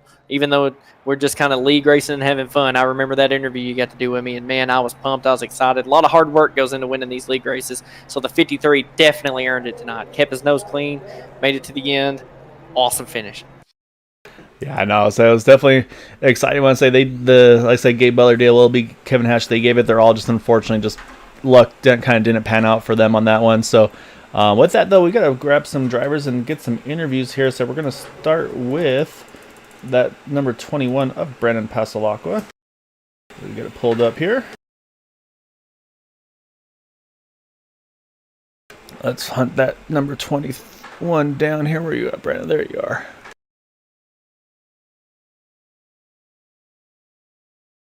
All right, so we're going to pull in our third place finisher, Brandon Pasalacqua. I'll say, obviously, kind of a handful is an understatement for the race tonight. I say you were in a pretty big incident there, got the fast repair done. We're able to get back into contention. Then from there, I think we gave you the save of the race. They're doing some pretty nice drifting through 3 and 4 on the apron. But yeah, I mean, that was so. Maxwell and I were talking about it. We're kind of wondering. We know it wasn't a tire wear issue. Was it maybe something that was a tire temperature? So that's something you guys looked at when when you're at your pit stops? Yeah, so the track was definitely hotter than normal, I believe, but I really think the setup that was loaded in was very touchy. You could see once guys got too wide, the guys on the bottom got extremely loose. It felt like that your rear end wanted to come off the ground coming out of the corner exit. So that's why I think you saw a lot of guys all over the place that you don't normally see. So it's just we got to do a better job maybe next time getting the right setup in there. I really think that's what played the role tonight, unfortunately. Yeah, I'll say, it was kind of a whole different ballgame from what you guys are used to. So usually it's all pit strategy, making the right moves at the right time, and entry exits and all that. Tonight, sure. I'll say, at what point did you kind of change your mindset from your normal kind of plate race mindset to kind of just almost a survival to get to the end? Yeah, that's what it was for me. Really, I got through the first big crash pretty well, and didn't get nicked up. But then I got killed on the second one, and then tried to not get the damage repaired on pit road, but that wasn't doing anything. So I went back about 18 seconds before I got lucky with another caution, and then I had my fast repair. And then from there, you have to play survival mode. I mean, it was still the first third of the race, so you just need to make sure that you're protecting your car and you have something that can at least get to the finish line. So probably from lap 20 on, that's what kind of mode I was in. And even on the last 10 laps, I didn't even want to get involved in that pack of 6 in the front, because I was like, at any point in time, one of these guys could get loose and then end my night, and I've already worked too hard to get to the point where I was at. So survival mode, but sometimes that's plate track racing, and the setup was off a little bit in my opinion, and we'll do better next time. But it was also kind of fun. It put the ball in the driver's hand a little bit more, and you had to be, for the first time at a plate track, I had to really, be careful about getting off throttle and getting back in, and even using the brake a little bit. So that part was fun. Yeah, so that was actually going to be the next thing I brought up as well, was going to be, did you have to kind of adjust how you drove it, where you maybe, lift a little bit on the entry, things like that, to try to get that car to settle a little bit more? Yeah, it was like 2002 plate racing, right? When Dale Jr. was winning all the time, right? They had, the cars had a lot more power then, and you saw that. And I had to play with the throttle a lot more. I got up to, I was third on the inside lane about mid-race, and I had Gabe Butler and Dale Willoughby on my outside. And for the first time racing and iRacing, I had to get out of the throttle going into the turn and kind of play with it a little bit to make sure my back end didn't come around. So made it tough to handle the car, but it was actually kind of fun to see how that played out. So tough night altogether, but hey, we'll take a P3 finish for the team, and hopefully that scored enough points to get our team to the top of the leaderboard for the season. Yeah, I'll say that's obviously the next thing is for you kind of leading that team there. So I'll say obviously a great finish for you. Dale also actually getting a solid finish, so you guys get like third and fifth respectively. So, and if I'm not mistaken, it's going to be the top 2 finishers per team, correct? Correct, yes sir. All right, so that's going to be a pretty good average there to get in that 3rd and 5th here tonight. So that being said, though, I definitely want to give you the floor here. Any thanks and shouts you'd like to give, and also got to mention Maxwell. I'll say if you have any questions or anything like that, anytime, don't hesitate. Feel free to chime in as well. If there's anything I'm gonna ask, it's just gonna be, man, how did you make it back to the front? I mean, one minute we see you in the back, next thing you know, we see you crash, then we see all kinds of places. Then I'm like, look, here's this coming out of nowhere. And I mean, I'll be honest, I'm biased. I think that setup y'all had might have been a little twitchy, but what a great show it really put on when y'all were racing. I mean, constantly lead changes, and I mean, constant movement. We saw cars moving all through the corners. I mean, how did you make your way through all that? Hey, it's just being persistent, right? You never give up. It doesn't matter how many times you get down. You just keep fighting to get back up. And, it's easy to give up. I thought about giving up on lap 20 when my car was dinged up, and I was sitting back there. I really didn't want to drive the rest of the race with a beat-up car, but I was like, let me give it a go. And that's all you can do. And, a lot of times, as long as you can keep it clean for the rest of the ride and you're a little bit more mindful, you can get it there to the end and have an opportunity. So, big points tonight for us, for the team, which is great. This is actually the second week in a row that Dale and I finished in the top 5, so we're hoping that that gets us to the top. And I appreciate you guys at Green White Checker TV. Maxwell, it's great to hear you up there in the broadcast. I can't wait to go back and watch this tonight for sure. I want to say thank you to all the drivers at Area 51. Without them, it wouldn't be possible. And then the admin team, obviously, and you, Gal. It's very appreciative of all the work that you guys put in. And next week, we'll be back to normal Superspeedway racing for the league, and it'll be just 1 or 2 cautions, maybe if that, and we'll have a great show for y'all. Yeah, so it'll definitely be a lot of fun. So I'm going to say, unfortunately for you, I'm sure on the admin side of things, you'll have a little bit of work to do during the season or during the week leading up to it. But I'll say it'll be a lot of fun. I'm saying, like you said, I'm sure it's going to be kind of back to what we're used to with a lot of the racing being under the pit stop entry exits. Yes, absolutely. It'll be a good show next week. I promise y'all. Great run though, Brandon. Say congrats on that top 3 finish tonight. Thank you guys. Have a good night. All right, so now we gotta go to our second place finisher. It's gonna be the pusher of our race winner. That is the 76 of Jim Brooks. Say we're Maxwell. Okay, you and I were kind of commenting and questioning whether or not at some point we might see Jim maybe try to jump to the top and see if he can snag a win for himself. But it looked like he was pretty committed there at the end, staying to that back of that 53 car. I'm sure probably a little bit of everything there actually involved. Teammates, obviously, and then I'm sure it always feels good for Dad to be able to push his kid to his first league win here. Oh yeah, no, that was a win-win. I wouldn't have wanted to do any different than that. And once I told him to drop down when I pushed him past that, I think the damaged 20 car or whoever it was early on that last run, and I didn't think I would get pushed anymore on there. But then once we lined up together after caution, it's like I'm going to stay right there.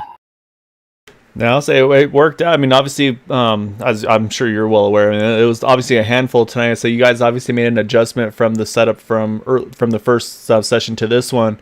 So let's say obviously it didn't still quite pan out the way you guys were hoping for on the setup side of things, but On the driver's side of things, I mean, just how much of a handful was it for you?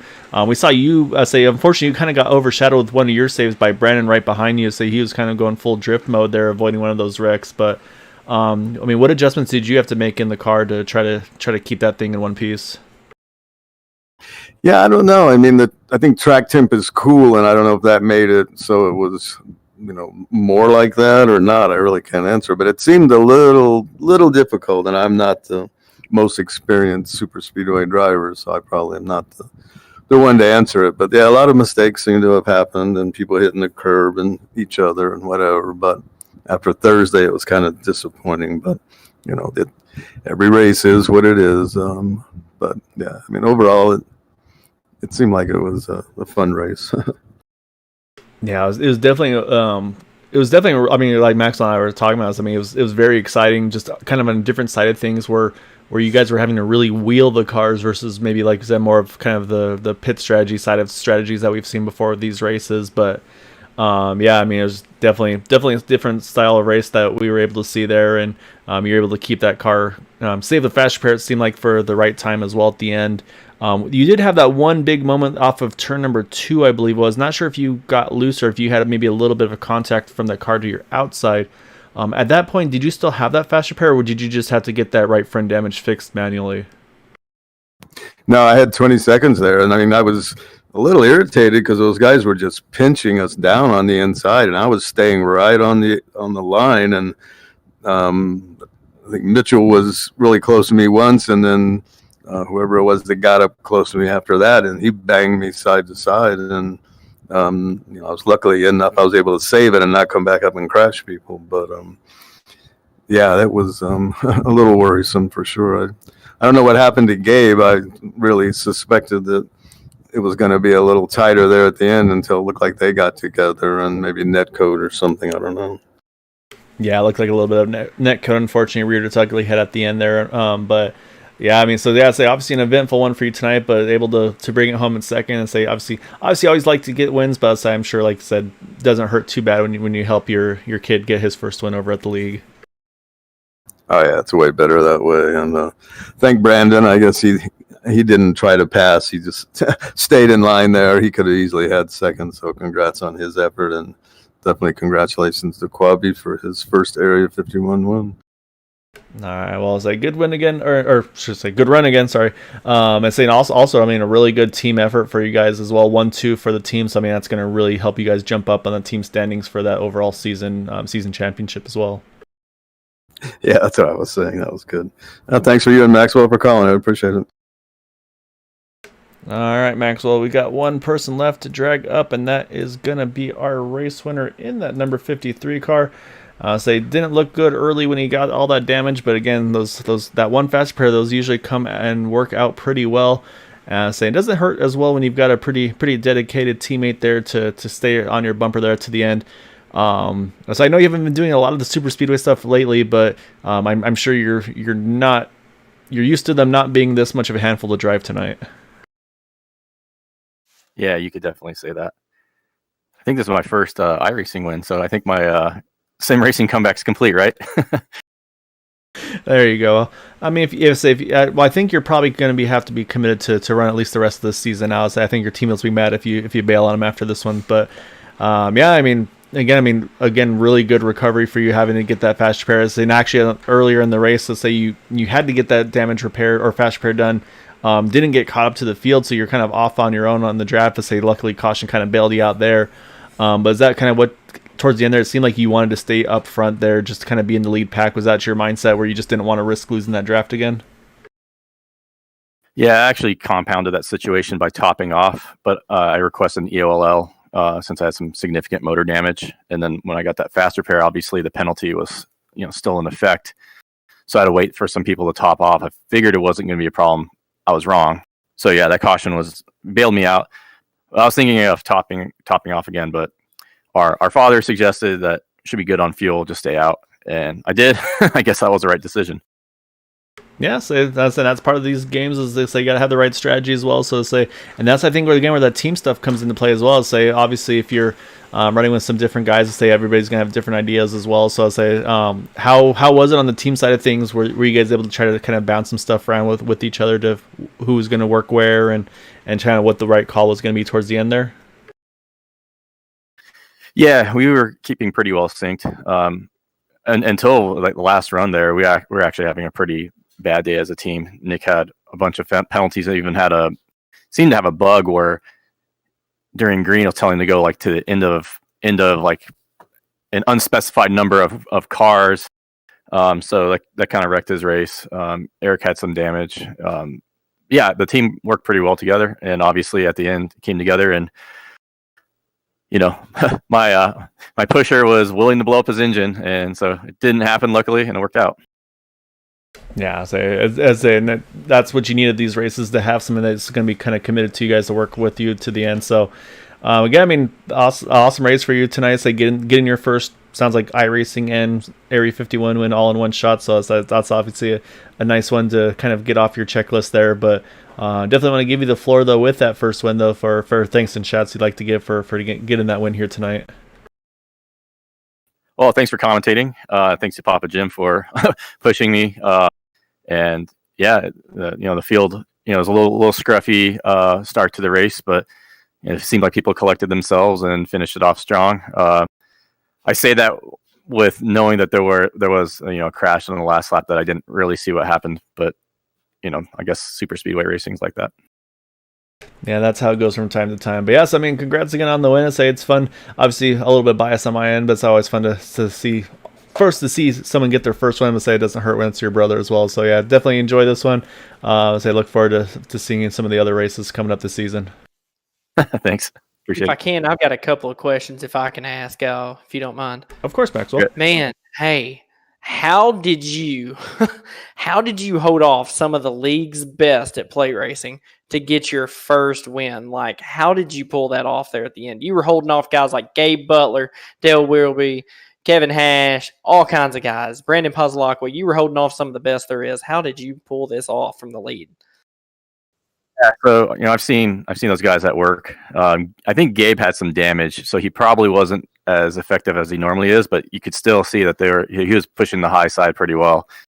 So I did what I could, which run low and get a good push by my dad, and mostly kept it smooth. Had one bobble that was notable, which was kind of scary. And I think I was a benefactor of some attrition, and I got my fast repair out of the way real late, so I didn't get any bumps and bruises later on. Absolutely. And then my last question, man. I remember what it was a couple seasons ago in the Cup Series when I was finally able to pull off my first win. It was like a weight off my shoulders. I got to ask you now, even coming back to sim racing, you mentioned it was your first ever iRacing win, but how does it feel to get off your shoulders so early in the season, your first Area 51 win? How does that feel for you, man? Yeah, it's nice. Yeah, I have to admit, definitely some nerves in the last 10 laps. I don't usually like mixing up to the front, and usually I'm pushing someone and not running for myself. So yeah, it's a different feeling. Definitely a good feeling. Hopefully, I can get some more results or push a teammate to a win. That'd be great for the team. Absolutely. And if I can tell you anything from my experience, once you get that first one off, you'll probably pull quite a few more off and be a force to be reckoned with in this series. So we're going to be looking forward to watching you pull off even more wins this season. So great win tonight, bud. I'll hold you to that. All right, congrats again, Claudia. Great job tonight. Like I said, obviously some bias involved, but definitely fun to see you get the win this evening. And yeah, definitely enjoy this one, like I said, and we'll see you next week at Talladega. See you there. All right, Maxwell. So that's our top three. We got to pull up our final results, though, as well.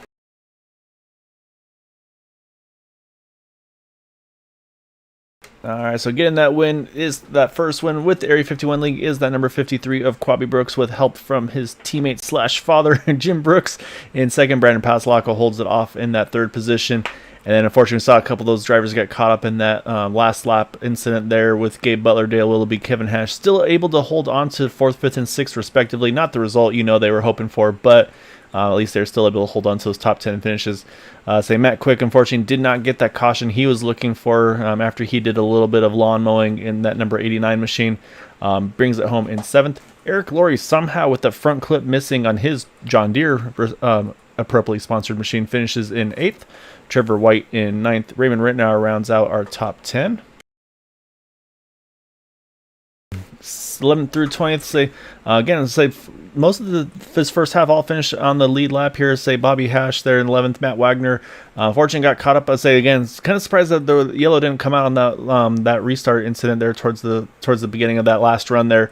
Unfortunately caught out a handful of drivers, Matt Wagner being one after he got that fast repair, got caught up in that one. Same thing, Todd Siebels, Robbie Richards, and then Alberto Miguel Lopez. Stay on the lead lap, but not the results they were looking for. And Todd Merkel stuck it out, still finishes in the 16th position.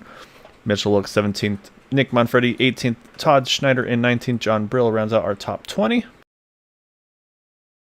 And the rest of these drivers, not the nights they were looking for. 21st through 30th there. Again, a lot of attrition this evening.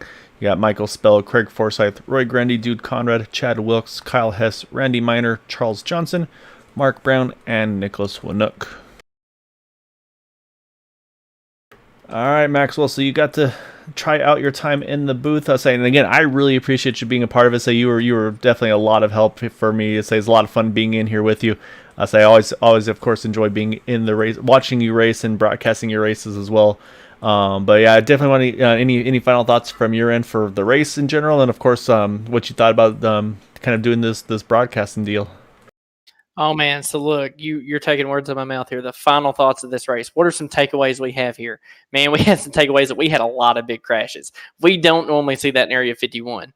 We saw that we had a setup that kind of put it in the driver's hands, if we want to be honest. I mean, we saw normally these situations, you just get the right push, you get in the right lane, and you can luck out a lot of times. This one seemed like what Brandon told us, man. It was all about how you manipulated the throttle. How hard did you get into it? How close did you get to some people? Were you able to conquer turn 3? And just the strategies all over the place. Like, there's a lot to take away from this race. But my question is, are we going to see this next week? I say probably not. Talladega is a lot bigger, a lot wider. Still a slightly longer track, but you have so much room to play with there. But what I look for next week, are we going to see anything like the Cup Series had on Thursday where we're 3x3x3? That track should be very easy to go 3 wide. You know what I'd love to see? I'd love to see some 4 wide at Talladega. I think these drivers could pull it off. I think they could put on a great show. But some of these guys, maybe it took a big hit in the points, but another takeaway we see is a lot of guys, even with damage, they hung in. And you're going to see when we get to the end of this season, it is really going to affect the championship and who really comes out on top. I mean, Gabe Butler, we saw him in multiple incidents, right? Look where he finishes, 4th place. Brandon Pozolak, we talked about him being at the back most of the time and getting caught up and stuff and having saves of the race. Finished 3rd. Jim Brooks, we saw him get wrecked on the backstretch, right? Earlier in the race. He finished his runner-up. I mean, these were finishes that these guys could have quit and left out, but because they stayed, man, they're really setting themselves up for a championship run because you're not always going to win every race, but you got to finish to be able to get those points. So great takeaways. And as far as my experience in the booth, I've always wanted to try this. I've always felt like it'd be a fun time, and I'll be honest with you, this was a lot more fun than I thought it would be. So rare opportunity that I have on Sunday nights. Normally I'm at church and don't get off in time or get home in time to jump on, but just kind of got canceled and not do some storms in my area. So I was able to hop in, and the room was going up late. So it was like the perfect storm, no pun intended, to get on here. But man, I had such a great time getting to call this race with you. And honestly, I'm looking forward to any other opportunities I could have to jump in here, man. This was a lot of fun watching these guys just go at it. Seemed like I had a good race to come in and see a lot of action. It was definitely a pleasure having you. And like I said, I mean, I think about back where me doing my first broadcast, like I think maybe just roughly about a year ago, and so you hopped in. It felt like you've been doing it for years. So I definitely wouldn't mind having you in the future ones. Like I said, hopefully our calendars schedules can kind of line up and we can get you back in here. Definitely on my side though, no pun intended. But definitely looking forward to being able to just watch you and broadcast for your races on the Thursday series as well. So. It was a pleasure having you, though, with me tonight, Maxwell. It was a lot of fun to be able to share this one with you. Absolutely. And as far as getting our calendars together, I'll have my people talk to your people. That Just sounds kidding. like a But plan. we will definitely work out something. So I would love to do this again. This is a lot of fun. And congrats to all these drivers. I think they all put on a heck of a show. I mean, they all fought back from attrition and got some finishes. I mean, you look through the running order and we see a lot of different surprises, but we see surprises in the back. We see surprises up front. And a surprise first-time winner. I mean, what better race to jump in and kind of be able to help broadcast? This was awesome. Yeah, I'd say it was definitely not. Definitely not the usual suspects. I'd say for the guys you saw up front at the end of it, but I say they definitely gave it their all. And yeah, like I said, hats off to the drivers that stuck it out there. So it was definitely a difficult one tonight, but yeah, just like I said, like a lot of the people said, say they're gonna get squared away, and we'll get things back ready for Talladega next week. But say with that though, we'll be back again on Tuesday for round number 2 of the Indies, or actually. Yeah, round 2. I'm throwing off my stuff. Round 2 for the Indy Series on Tuesday, and of course we'll be back hanging out with you on Thursday for the Cup Series, Maxwell. So looking forward to those ones. So as always, as we've mentioned before, say till Sunday. So happy Sunday Eve. Good luck tomorrow for the work week beginning again. But as always, though, if you can, please try to stay home, stay safe, wash your hands. Have a good night.